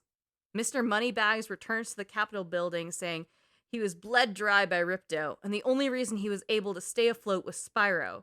Taking advantage of Spyro this whole time is how he lived. Fuck this guy. Oh. Mr. Moneybags is on the balcony of the building talking about how much he hates Ripto, as Ripto and Gulp quietly show up behind him. They spook Mr. Moneybags, who takes a step backwards and falls off the balcony, landing on the hard concrete stories below. This should kill him, but he is capitalism, so he can't be destroyed. The Avalar flags roll up and the Ripto flags come back down. Now, Spyro is in Autumn Plains, the new area of Avalar that Ripto is terrorizing after getting kicked out of the Summer Forest. These areas are all essentially the same, so like Spyro goes through more worlds to get 8 more talismans here. We're like, oh hey, we won! No you didn't. Ripto just moved fucking east. It's fine. Fucker. It's a little bit like the same. Yeah. Same but different. Right, but you're saying during all this stuff, though, like you're getting different power-ups, you're doing different moves, meeting new bad guys and stuff too, though, right? Not really. There's just some temporary power-ups. It's not like you unlock a lot world to world after you unlock being able to swim and being able to climb. So that part, there's still no skill tree. We're still not in skill tree territory. No, and we're not going to, so you better let go of that right now. I'm just hoping for more. It was the 90s. Now, after getting these talismans and helping out the people of Autumn Plains, Spyro is ready to face off with Ripto again. He sneaks up on Ripto and Gulp in a dungeon. Ripto is talking to Gulp, this big green dinosaur thing. He tells Gulp that now they've taken over this world, he's earned a special reward. Ripto is holding out a fairy for Gulp to eat, which is horrifying because we know they're sentient. Spyro sneaks up and flames Ripto just as he goes to feed the fairy to Gulp. Ripto is mad that Spyro singed his cape in the middle of this and tells Spyro to say goodbye, Flame Breath, and then tells Gulp it's lunchtime and to eat Spyro. Eat Spyro? Just eat him. The fight on Gulp is genuinely like really fun because these boss battles respect the power creep and familiarity the player has with navigating the landscapes in a respectfully fun way. So Gulp will like charge at Spyro, you gotta get out of the way. He shoots electricity off of his backpack while pterodactyls fly around overhead. Spyro flies around bouncing bombs and like hits them back at Gulp and avoids his attacks, and all shit. Honestly, this is just so much fun. So it really like lets you utilize your bag of tricks, but also in new ways that you haven't used them before. Yeah, it's a very small bag of tricks, but the mix of how you work with them is different. Correct. It's so much fun. That's cool. After defeating Gulp, Gulp falls over exhausted. Ripto watches, and as Gulp falls, Ripto falls out of the chair he was watching the fight in and starts screaming. Allura comes out of fucking nowhere and is like, shit, yeah, Spyro, you did it. Spyro's like, where the fuck did you come from? Why weren't you helping me? Right. Allura's like, oh, I was nearby, and honestly, now there's no sign of Ripto. He's gone. You fucking did it. She's also like, since you've been bopping around the worlds and untangling people's issues, everyone's getting along, and like, the worlds have never been better. You're bringing fucking world peace. Thanks. Yeah. Spyro's like, well, you kidnapped me, so I don't have a choice. Might as well make this place better for everybody. Behind her, some fairies come in holding a beach chair and a beach umbrella. She says, hey, I know you wanted to go on vacation. Sorry about the kidnapping. I appreciate you coming in and making our lives better, so we kind of wanted to do something for you. Spyro's like, wait, oh, this is great. And like, he sits in his little beach chair with his beach umbrella over him. He's like, oh, look at me go. That's great. Does he get a little cocktail with a little fucking umbrella in it too? He does not drink alcohol because he's a dragon. That's okay. He's like, honestly, this is really sweet. Do you want to like hang out and be a friend? She goes, no. She has to go to the winter tundra to check on the professor who's working on the portal to get you home. As she says this, Spyro gets in the chair, immediately half asleep, like on the beach chair, like, cool, I'm gonna take a nap then, whatever, I don't give a shit. I just liberated an entire existence. Yeah. He is snoring before his head hits the back of the chair. Oh, he's a tired little dragon. Yeah. He wakes up about a minute later and is like, wait, where'd she go? I should follow her. He's tired, but he is also dumb. Yeah, you should never follow. Take the win, man. Yeah. He's like, she went to winter tundra, so I'm gonna go to winter tundra. And we know it's winter tundra because it's snow-capped. In winter tundra, the professor, Hunter, and Allura are all just like together. The professor says, I think this should work to get the dragon back to the dragon world because this is a super portal. It has a ton of the orbs you've collected on it, and then one big red gem at the very top. The big red gem is a power crystal, and the professor believes it should give the portal the extra boost it needs to get Spyro back home, because it's not a local portal. This is like a cross-country portal to the dragon world. Right. Then, a bomb is thrown into the farm and knocks the crystal out of the portal. From the fuck where? Ripto. Ripto, you son of a bitch. Ripto enters the scene and goes, so you think you got rid of me? I think not. I thought so. Allura, Hunter, and the professor are all on the ground from the blast, and they're like, holy shit. Ripto says he got that fat bear Moneybags to sell him some bombs. So not only is Moneybags extorting Spyro, an immigrant, but he is also a warlord selling bombs to the enemy. So he's playing both sides. He's the fucking worst, and I hate him so goddamn much. So he always comes out on top. It feels like he's against us. It does not feel like he's on Spyro's side at all. You know, he's extorting him. He's treating him like shit. He's literally gatekeeping certain things from him. And then Ripto comes in and he goes, You wanna buy some bombs? I'll sell you weapons. I don't give a fuck. We hate him. Fuck this bear. The professor starts to crawl towards that red power crystal to retrieve it, but Ripto holds a bomb at him and says, Don't even try it, book boy, or you'll be the world's smartest pile of ashes. I fucking hate kids' games. Smartest pile of ashes is pretty good, though. Like, I do like this game. The writing is meant for children. For children, yeah. And that's rough. Ripto walks over and scoops up the red power crystal, saying it's going to be used in his new scepter. You know, because the last one got, like, stolen and almost eaten and shit. Yeah. Hunter does nothing, and then after he is like, well, I tried. Ripto said he's going to kill everyone with his scepter and rename this place Riptonia. Ripto laughs, walks into the town center castle, and we see Moneybags go flying. Oh. Once again, the local flags on the town center castle go up, and the Ripto flags go back out, flying in the wind. Here we go again. Son of a bitch. I know, right? So Spyro is then in Winter Tundra, and we know what he has to do. It is what it is. We don't need the talismans this time since we're like in the end game section, so we just need the orbs. The orbs are what powers these portals, so the more orbs we get, the better. Okay, so it only feels like we're starting over. Yeah. We're not actually starting over. Yeah, but we still have to go around to the little mini worlds and help everyone figure their shit out. I was going to say, now you need to get 8 trinkets. Yeah. Instead of the talismans, like they made it dumber. Yeah. Elora comes up on Spyro and is like, hey, Ripto's alive. He stole the power crystal for the portal and he locked us out of the castle. So obviously we're doing more of the same, but make it winter. There are 6 areas in Winter Tundra, as well as easy access to summer and autumn worlds. So it's kind of nice to bop around if you're like, man, I need 20 more orbs. I can go back to old levels where I didn't hundo everything, grab them. They try to make it pretty easy and accessible. Here, moneybags can also charge you to learn how to head bash, which can destroy big rocks. Very helpful, but still very bitter that's behind a paywall thanks to capitalism. Fucking capitalism, Bear. A handful more worlds, get more orbs. You know the drill by this point. With more than enough orbs to power a major city, Spyro is ready to take on Ripto once and for all. We hope. His stupid dinosaurs are dead. He's just a little man not worthy of being a short king. Honestly, we should be taking on Capitalist Bear too while we're at it, but, you know, we're gonna just ignore the fact that he was complicit in a hostile takeover? Well, because he helped us once, but we had to pay for it? Yeah, I don't love that.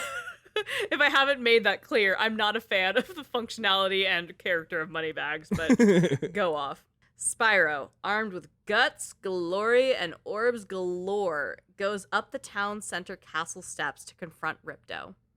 Elora is at the top of the stairs and is like, hey Spyro, you got all the orbs! Let's kill this motherfucker! Hell yeah.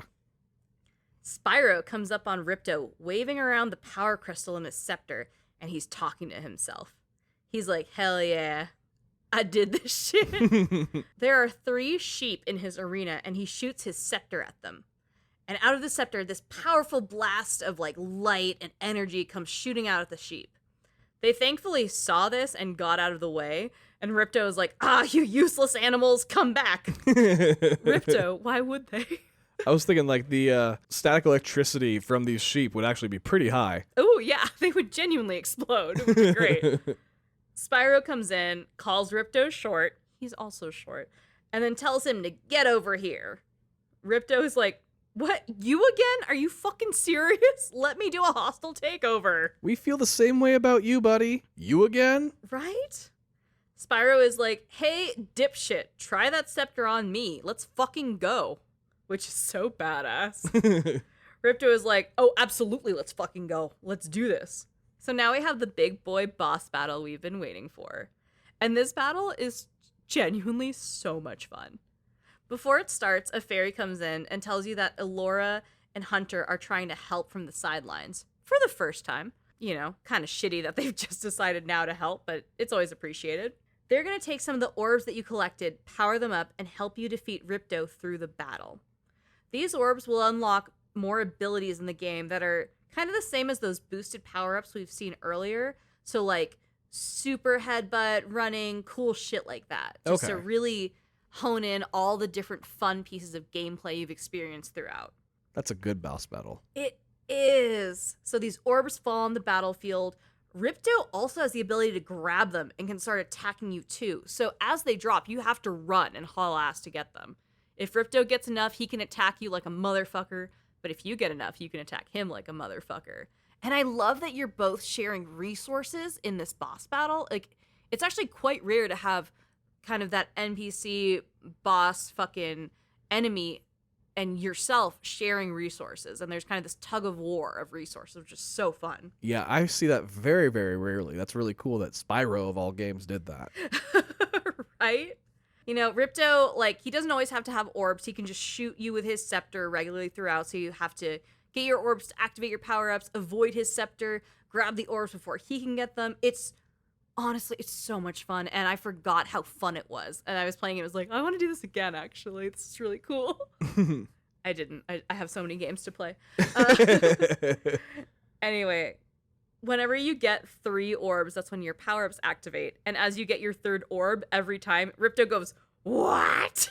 And he'll like stop attacking you because he notices that you have enough orbs to kick the shit out of him, and he'll run, which makes it a great opportunity to kick the shit out of him. Oh, it's so good. Is it a classic, like, 3 hits and he's done? Almost. So after phase 1 of killing Ripto, when you get down to a certain point, he uses his scepter to summon a magic metal bull. It's not alive, it's just like a mech that he's riding almost. Oh, bull. Yeah. Okay. Like horns and shit. Yeah. We haven't had several part boss battles yet, so this is really great to kind of turn on its head and say, no, there's more. It's not just singular fighting styles. You have to be really creative. Before you celebrate. Right. Now, Spyro is fast where Ripto and his bull are bulky, so this actually works in Spyro's favor to a certain extent. Spyro terrorizes Ripto and his metal bull-looking ass mech shit, and once it breaks down, the mech explodes and a bunch of orbs are released. Ripto is like, God damn it! And now we enter the third stage of the battle. Ripto now summons a flying mech, and the arena becomes engulfed in lava. Now we have to fly and cannot touch the ground because the ground is lava. The floor is literally lava. That's amazing. It's so cool because this is the third arena battle we've encountered in this, and it's just, it's a circle. It's a classic arena with a river of lava around it. So now the whole fucking arena is eaten by lava. We've taken to the sky. Oh, it's so good. But you're actually flying, not just gliding? Correct, yeah, you are flying. Spyro eats one orb before the floor becomes fully lava, and it gives you the flying booster for unlimited flight, and now there's no time cap on it. So you can just fucking fly. Nice. Oh, it's so good. So Spyro flies around dodging air assaults, and he starts trying to get Ripto down into submission. There are no orbs being thrown on anymore because of the lava, for obvious reasons. Right. So Spyro has to spit fireballs and rocks to Ripto in the air. So fucking cool. This sounds like a great boss battle. It is!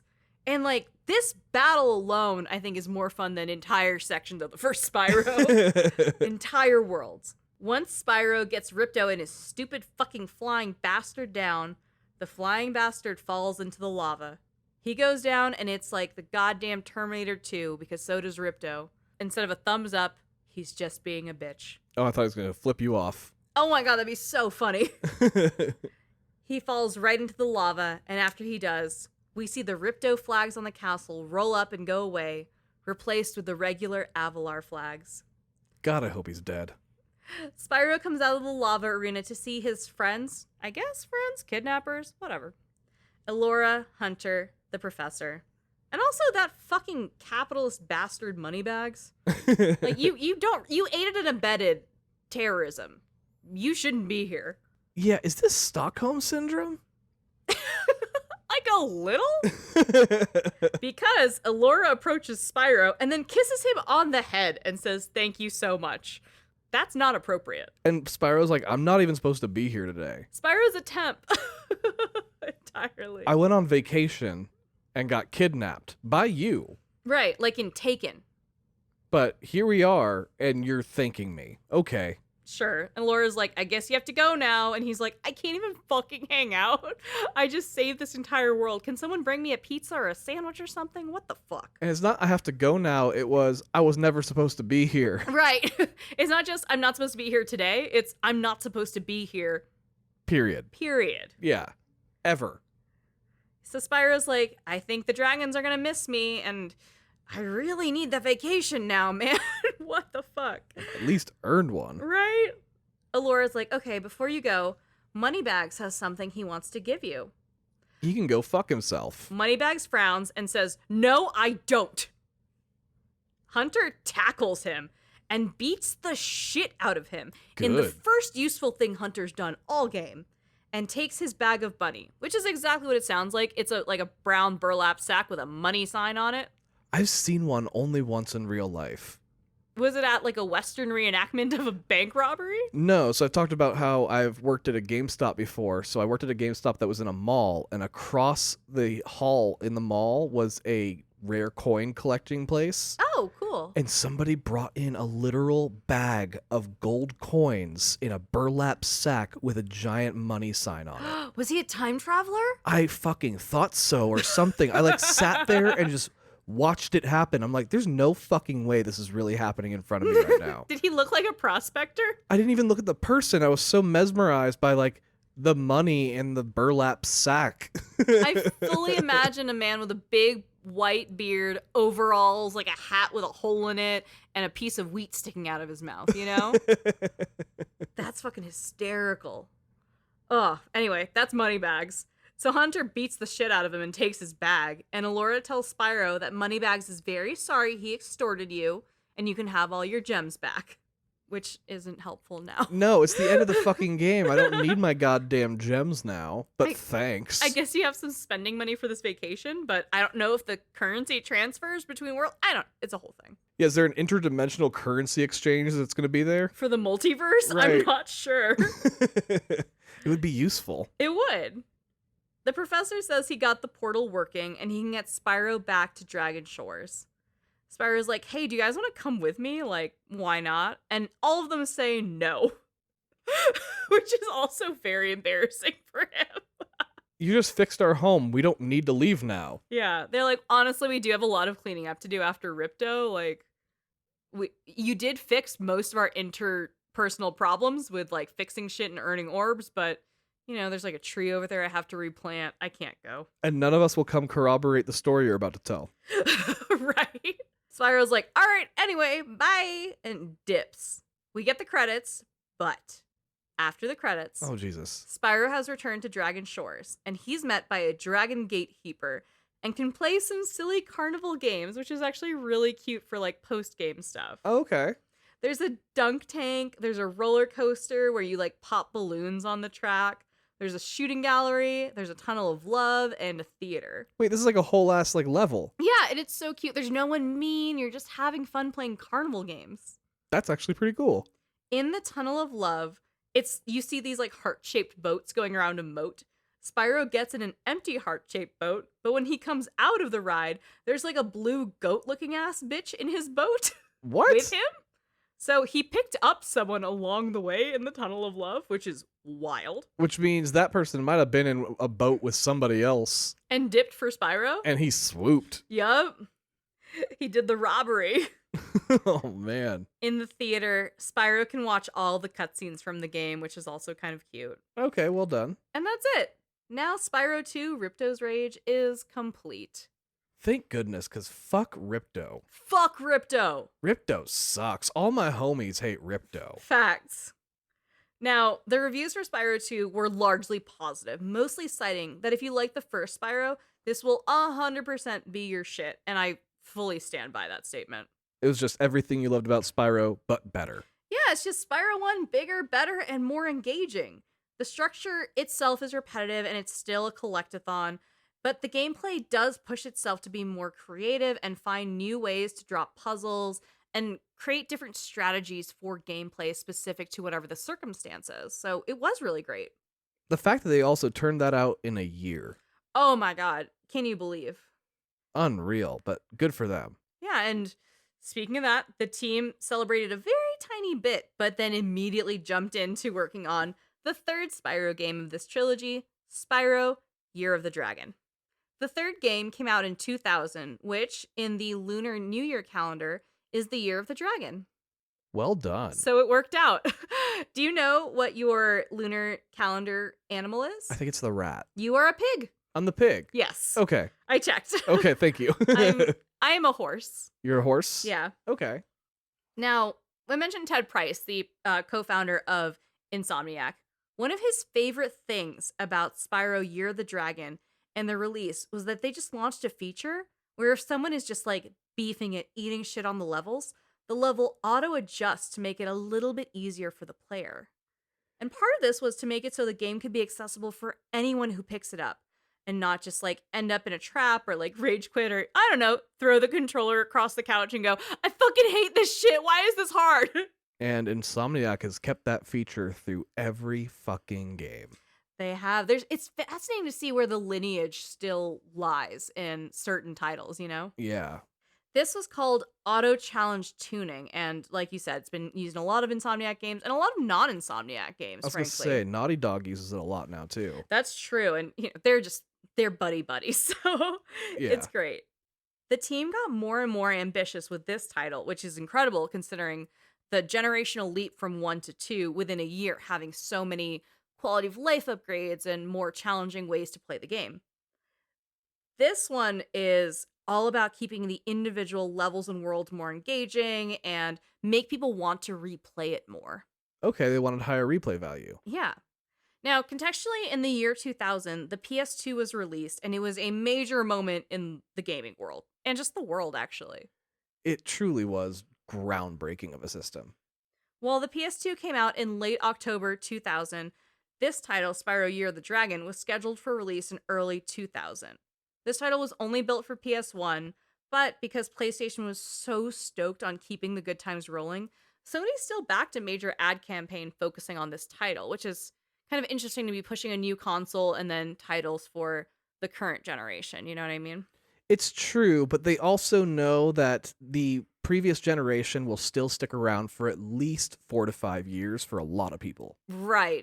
Adoption of a new console takes a lot because that is a very pricey piece of equipment. And just because they're moving on to a new system doesn't mean the consumer necessarily is. Yeah, and again, this was Gen 1 to Gen 2 of PlayStation, so people weren't used to what this evolution felt like yet. They're like, no, I got the thing.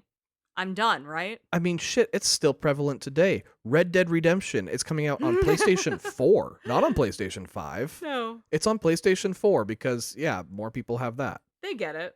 Insomniac would publish Spyro Year of the Dragon on October 10th, 2000, and is straight up, this is the best of the trilogy. It goes out on the high note. It's the last one Insomniac did in the franchise as well. And honestly, I'm just so happy they went out on top. Ugh, so good. That's really good that the final one was the best one. It's one of those things where you hope that they get better with age. Oh, absolutely. You want to believe that they're improving their skills. And they are. They absolutely are. And not that it was like they made a final game because the final game was the fucking worst. Yeah. And then they go, shit, we should bail.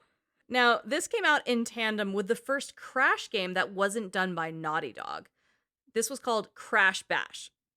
Crash Bash is a Mario Party style game of minigames by Eurocom Entertainment Software.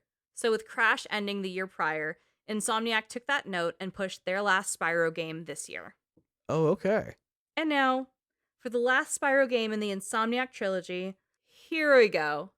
This is Spyro Year of the Dragon. The game opens back in our homeworld, the world of dragons. The dragons are all asleep across the lush hills surrounded by dragon eggs. Everyone is calm. It's basically a silent night in this bitch. All the dragons we met in the first game are here and they're snoring. Then, from out of the ground, a beige rabbit wearing a hood comes out. She looks around. More soldiers that look like rhinoceroses. Rhinos. Rhinos. More soldiers that look like rhinos pop out of the ground after her. Silently, she gestures at the dragon eggs. The rhinos take all the dragon eggs and disappear back into the earth. The rabbit picks up an egg and starts to walk away. As she does, she steps on a tail. Hunter's tail. Hunter wakes up and screams and awakens all the other dragons. In a panic, Rabbit Lady runs off with the last egg, and all the dragons come to realize the eggs are gone.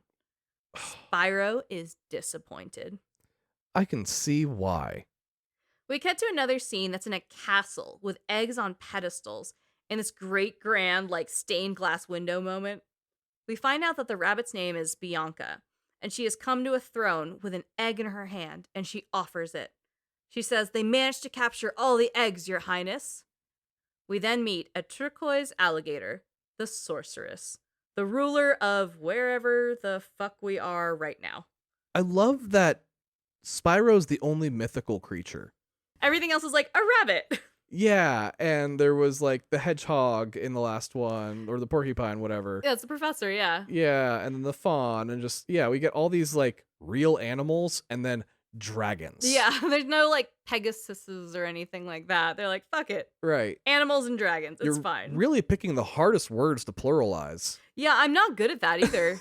Clearly. I'm fucking this shit up.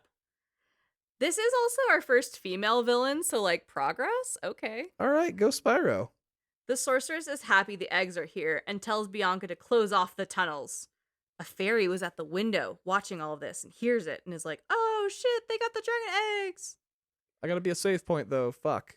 What do I do? Back in the world of dragons, all the dragons are trying to figure out how to get down the holes left by the rhinos. The fairy we saw earlier comes out of one of the holes and reports to Old Man Dragon Argus. He asks where the eggs are, and the fairy says they're on the other side of the dragon world. So, apparently, this is one of those, like, I can dig the way to Australia or China or whatever kind of thing. Oh Like, my god. they burrowed through the earth. Must have been on the outer edge. Right. The fairy was like, I saw eggs, but I couldn't lift them.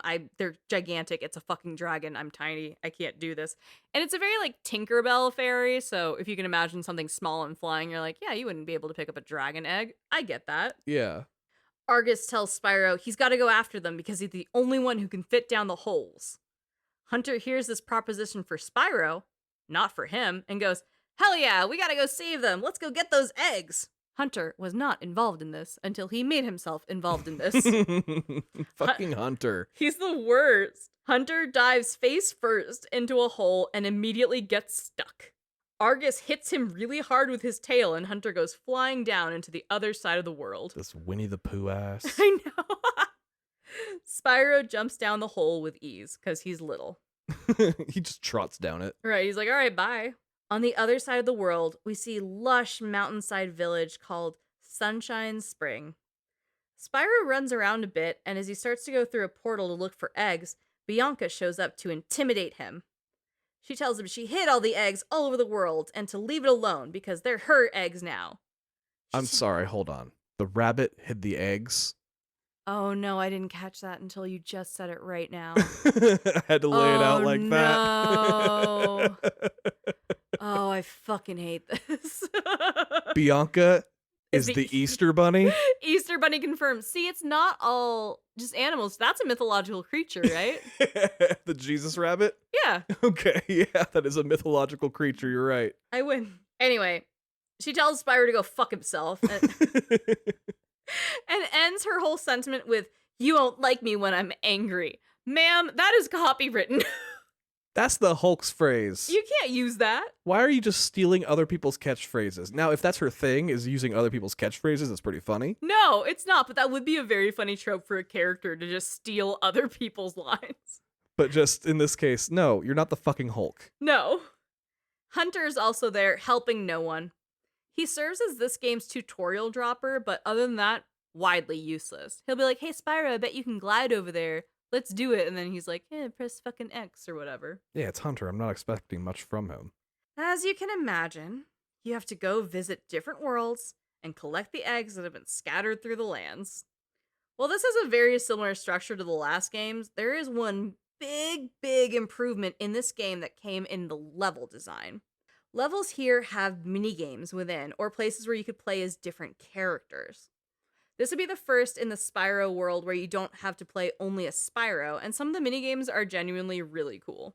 Okay. What kind of characters do we play as? We meet some friends along the way, and they have their own thing, and we'll get there, but I actually want to talk about the minigames first. Okay. So growing up, my favorite minigame was the skateboarding one, because my parents wouldn't buy me Tony Hawk Pro Skater. That's the closest you got, huh? The Spyro Pro Skater. That's great. Now remember, the year 2000, skateboarding was a personality trait, and that was acceptable in society. It's so true. I genuinely really loved it, and in the skateboarding levels, you get a lot of challenges to like score points or do tricks or sometimes skateboard around with like others and beat them in trickathons.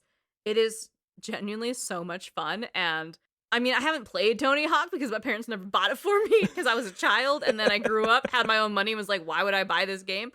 But I really love these, and playing them now, they still fuck. It's such a good fucking level set, and they show up a couple times. It's great. So they did a pretty good job with the skateboarding, huh? Yeah, I love it. Okay, good.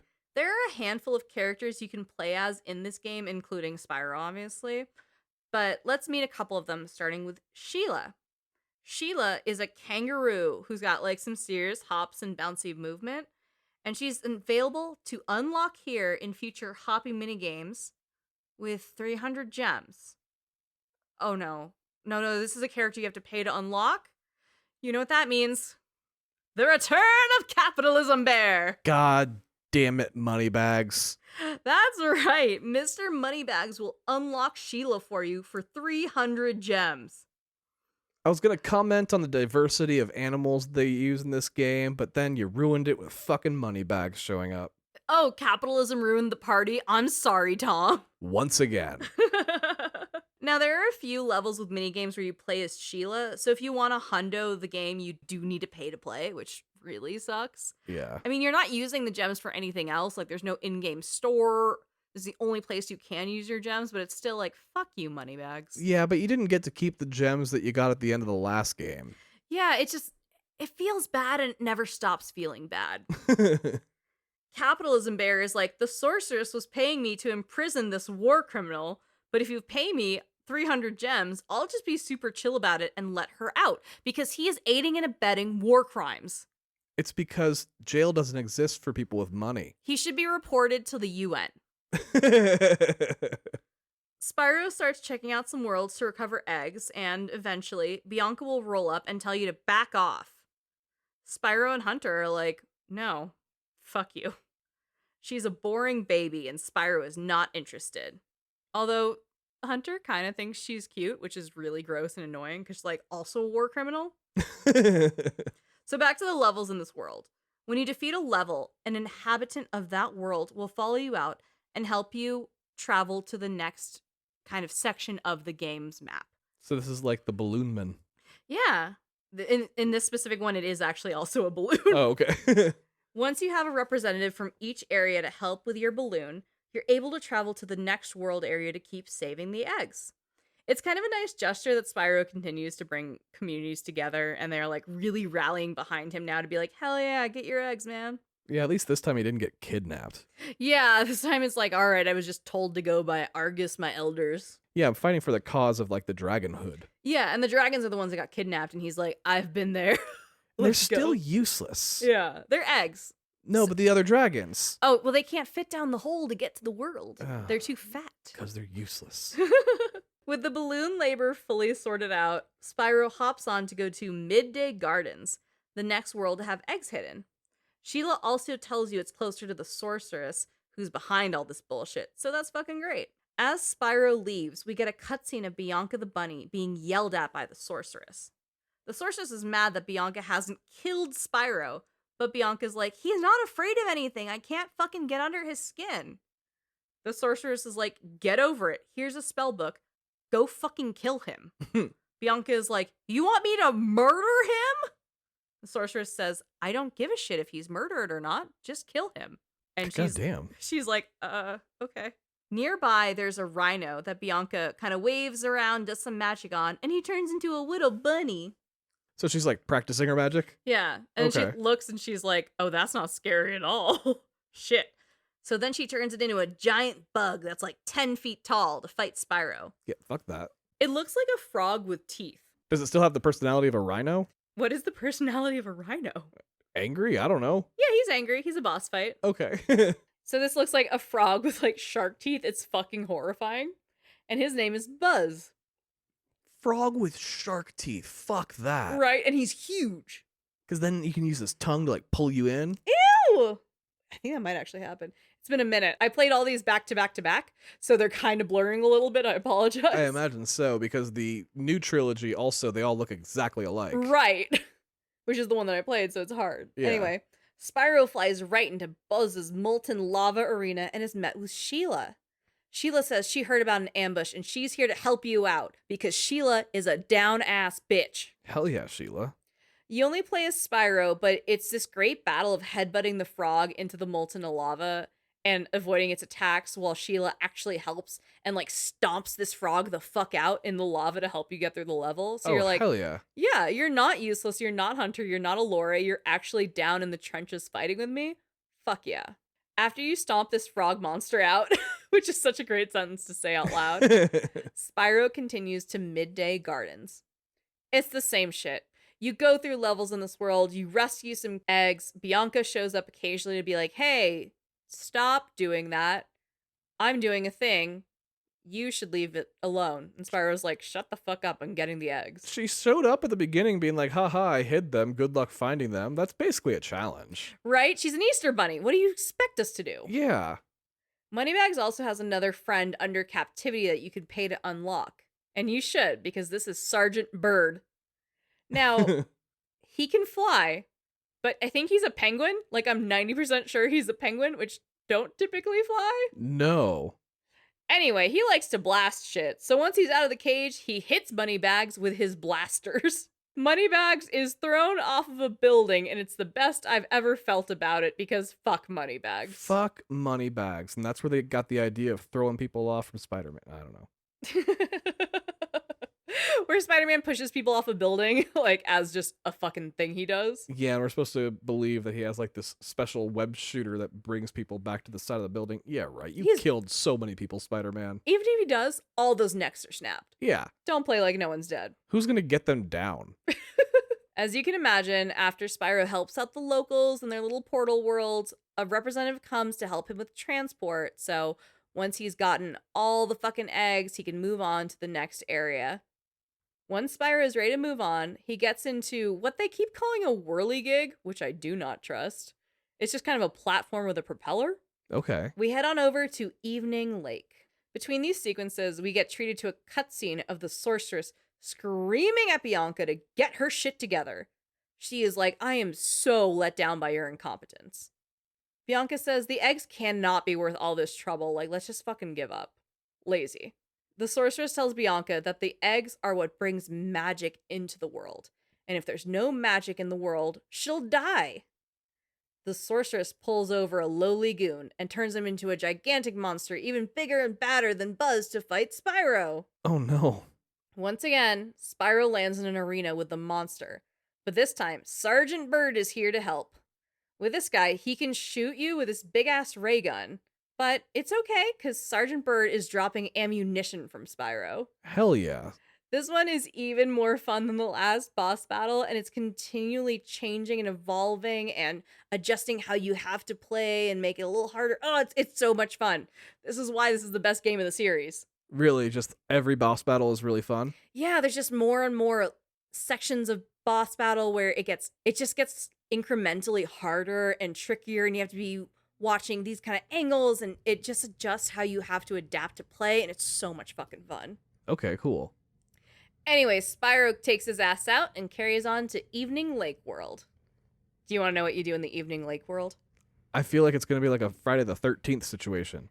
No, you just go around getting eggs. Oh. It's the same shit, Tom. Over and over again. When you do, the locals come together to help you expand your search and, like, figure shit out. Go figure.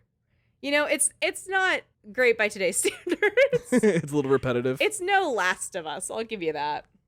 But it's very fun. We've just grown so much as storytellers and gamers and everything. Yeah, entirely. So, of course, at this point, Bianca comes in and is like, for real, you need to stop. The sorceress is going to kill you. Just let us have the eggs. We'll take care of them, I promise. Just, like, turn around and go home. Also, can you take Hunter with you? He's creepy.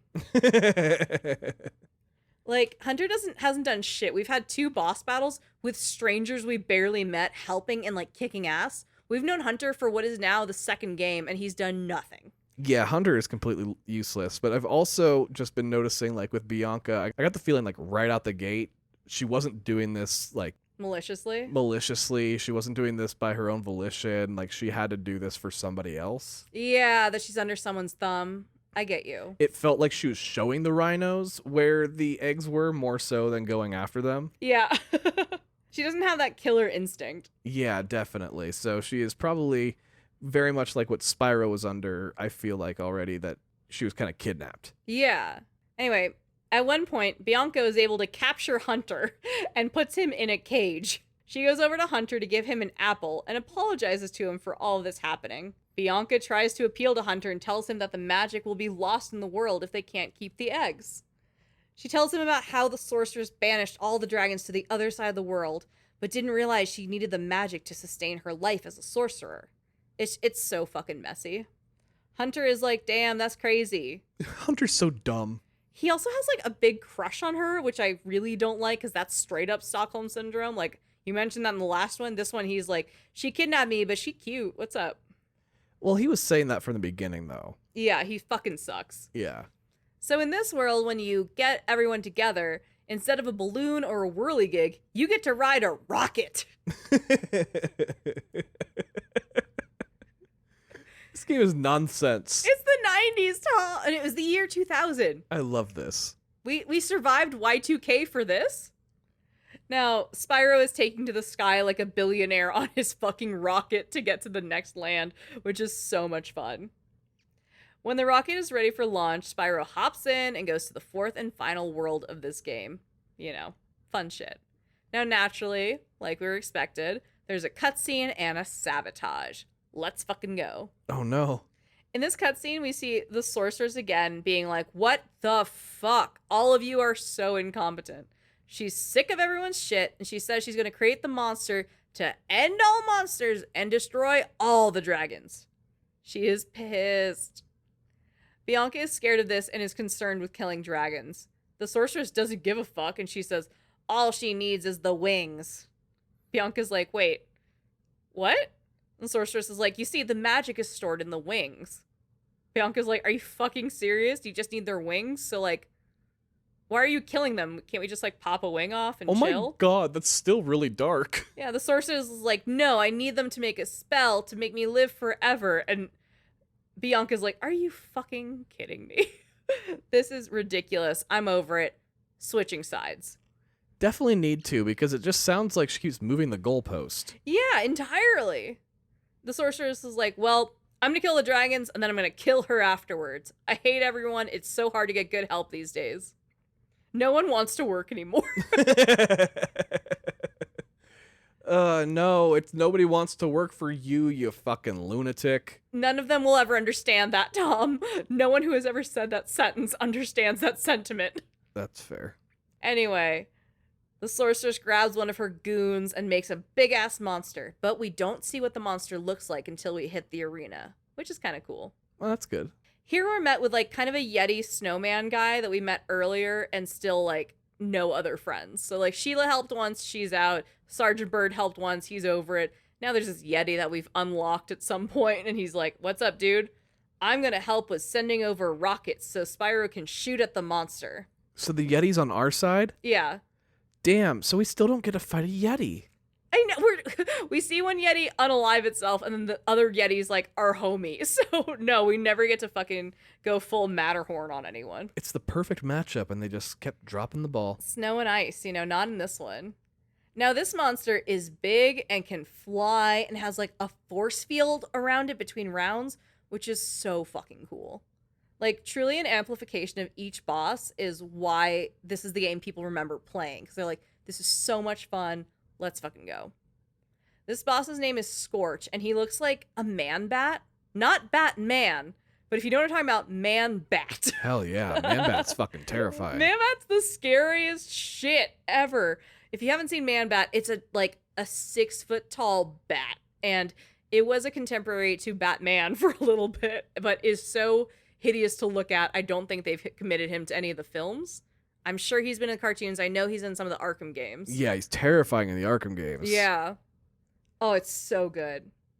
We hate him, but damn, we love fighting him. Yeah. He can also at one point shoot crabs at Spyro, which I think is very funny. The bat shoots crabs. Yeah, little red crabs. They just don't fucking care. They were like, if it looks cool, let's do it. What are the kids gonna do? Not play it? Right. They're gonna fucking play it. It's the rule of cool. Yeah, there's no real Naughty Dog Crash game this year. We got this, guys. Once you get Scorched down to a certain level of HP, he'll actually do something really fucking sick. He releases Buzz, the first boss monster you fought. Really? So you have a mini round revisiting the first boss of this game, which I fucking love, and you knock him out to get back to Scorch, the main boss of this level. It's so good. And once he's down, that's it. Like, it's so satisfying, and then you get this little surprise of like, oh shit, it's you! You kill him, and then you're fucking happy. It's so good. That's great. I just felt like it was a lovely surprise to be like, let's just do this again. Because then you also feel satisfied of being like, That was a whole ass boss battle, and now it's just a segment of this boss battle. Like, look how I've grown. Yeah, I was going to say, it shows you how far you've come. Yeah, which feels really satisfying as a gamer. Now, Spyro hops back in his rocket and goes off to Midnight Mountain World, the last world of this game, and the last eggs you'll need to bring peace to the kingdom. As Spyro travels around, Hunter is still in a cage and says, "Hey, Bianca, can you feed me?" Bianca is like, "No, shut up. We have no time. The sorceress is going to kill the dragons. We got to get you out of here." I gave you an apple hours ago. Shut up. Yeah. Hunter is like, "Wait, why should I trust you? Is this a trap?" Bianca says, "How can I trap you by letting you out of the cage, you dumb sack of shit?" He is very stupid. Hunter is like, "I don't know, you're kind of sneaky." At least he didn't be like, I don't know, you are kind of sexy. He didn't hit on her in this one moment. He will later, though, don't worry. Bianca rolls her eyes and lets Hunter go. She says she never wanted to hurt anyone and grabs Hunter, and they just, like, run off. So, like, thankfully, he's freed to a certain extent. He's still stupid, so it's rough. He just doesn't understand that he's free still. He doesn't.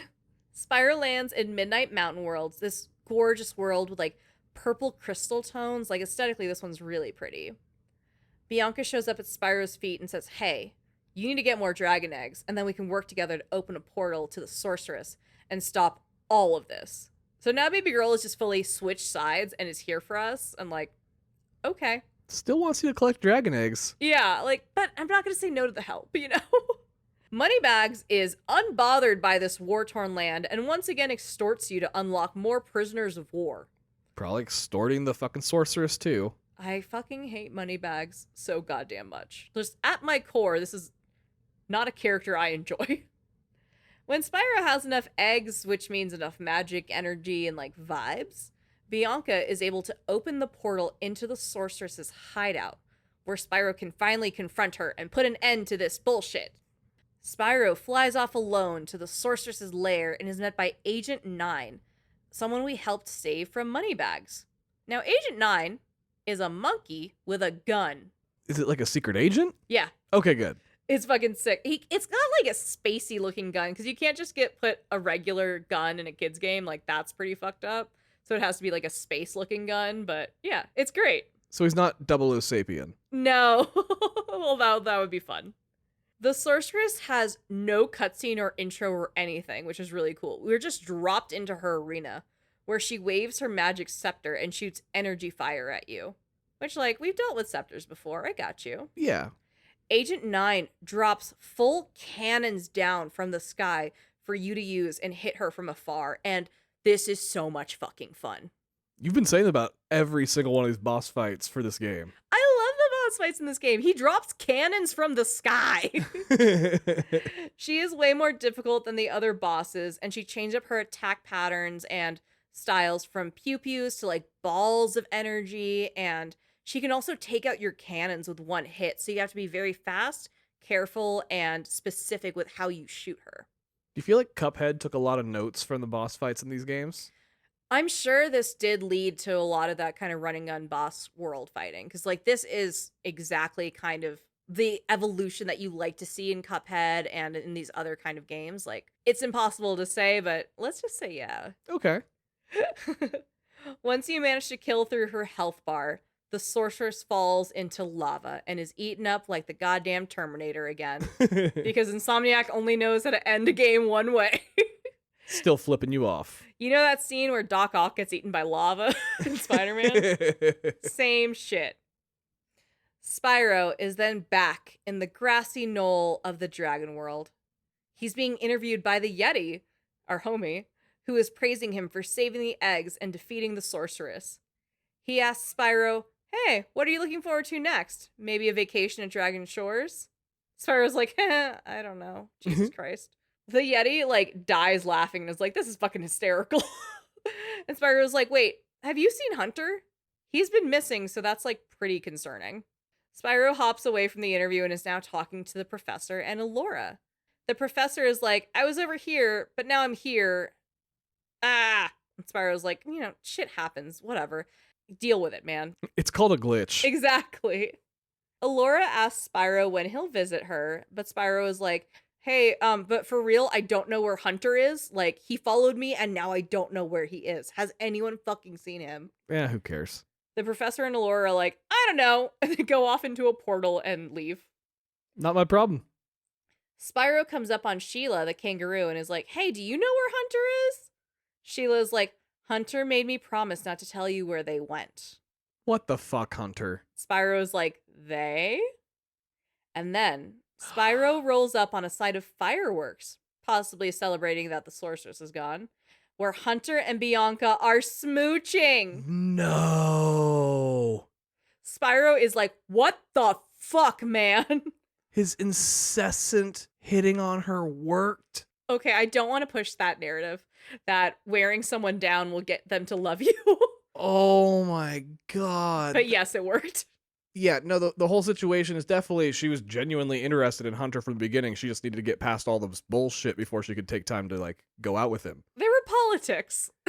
But also, like, damn. But also, what the fuck, man? I thought about it earlier. I was like, it'd be pretty funny if they did end up together in the end, but I did not think it would happen.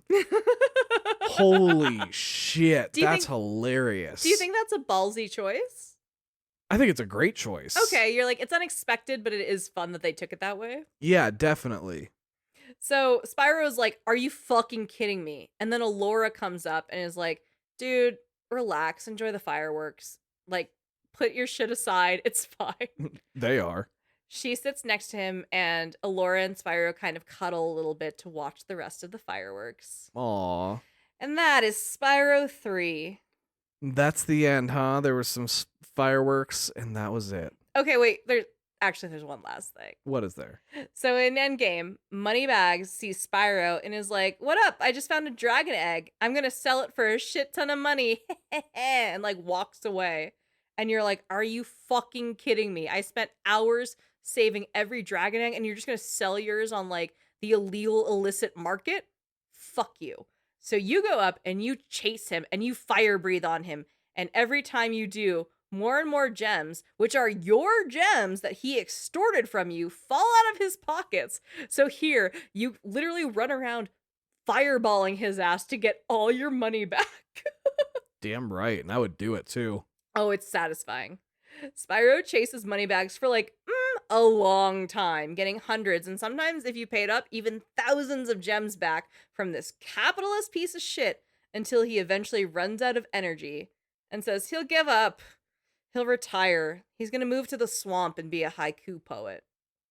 No, you are no Jin fucking Sakai. No. And as he does, Spyro is able to get that last egg that he tried to steal and flip. Okay, now that's the real ending of Spyro 3. When Moneybags gets his and gets shamed into the swamp to write poems. I'm still mad Moneybags wasn't the big bad all along.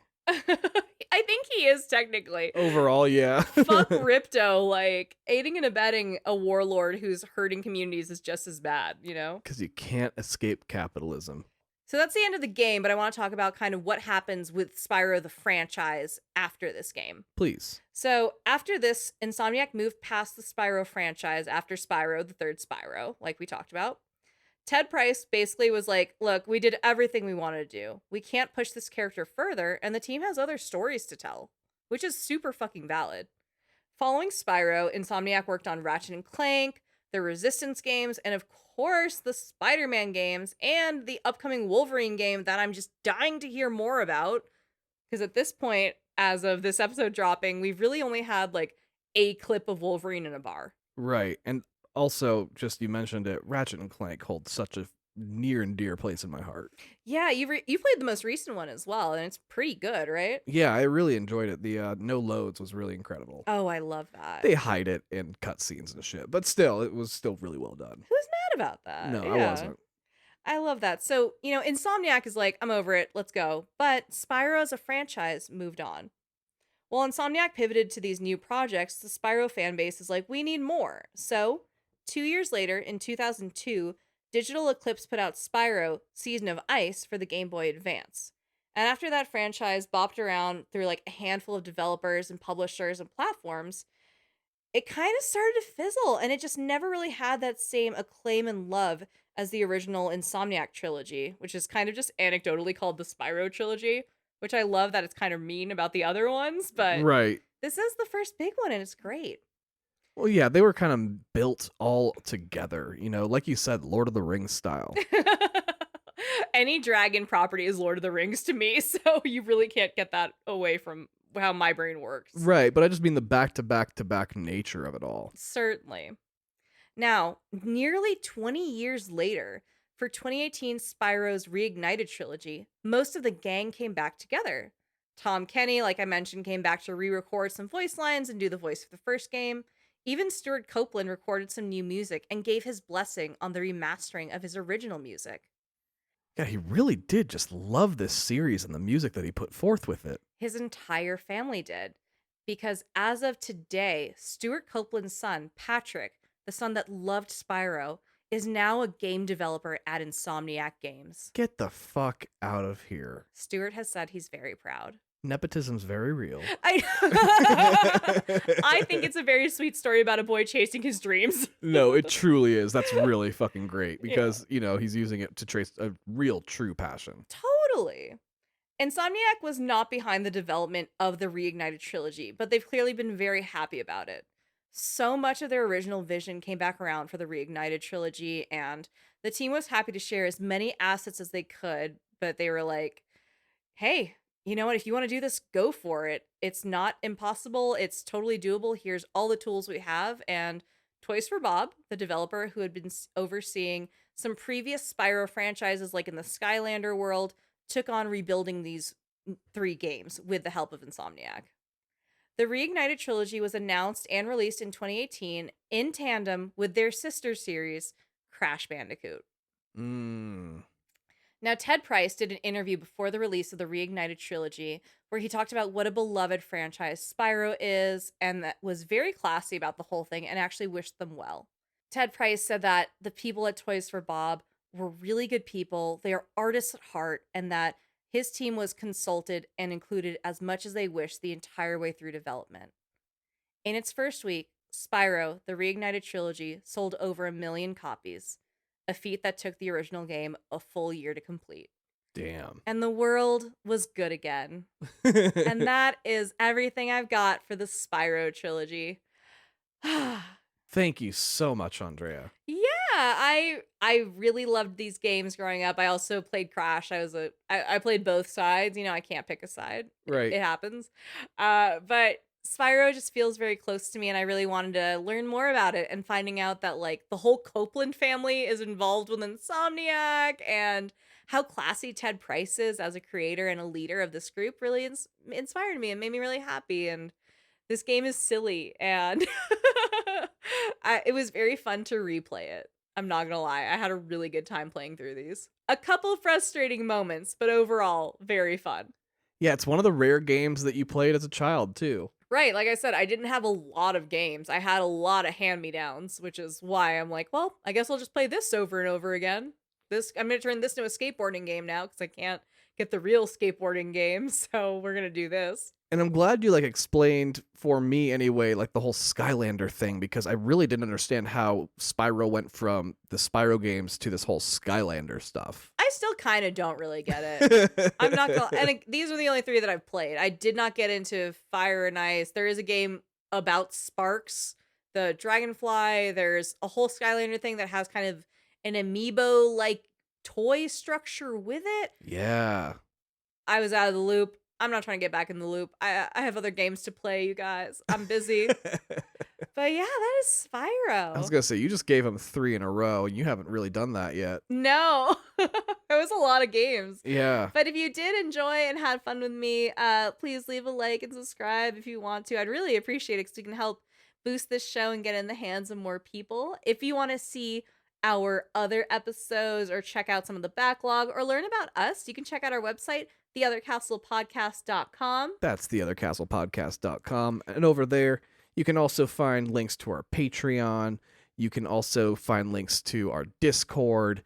You can find links to all sorts of different things. We also stream on Twitch every Friday night at 8:30 p.m. Pacific Standard Time. It's very fun, and we usually let you guys vote on what we play, and We'll drop some extra knowledge, maybe some cutting room floor footage or fun facts that we just couldn't slam into the actual episode. Slam into the episode was a very aggressive way of saying that. What the fuck? I need some fruit. My blood sugar's low. It's all right. We can wrap up. But before we do, we just want to thank our patrons who help produce the show. Friends and listeners like you. Trevor, Molly, Brian, Krisha, Molly Mock, Jackie, Ellen, and Tijan. All right. Thank you so much, Goombas, for tuning in for another episode. We will be back next week with an all new one. Yeah, thank you all so much. I'm so excited for this season. I'm having so much fun already. All right. Until next time, this is Tom and Andrea reminding you. Don't skip the cutscenes. Hey, that's supposed to be my line. I took it. Bye.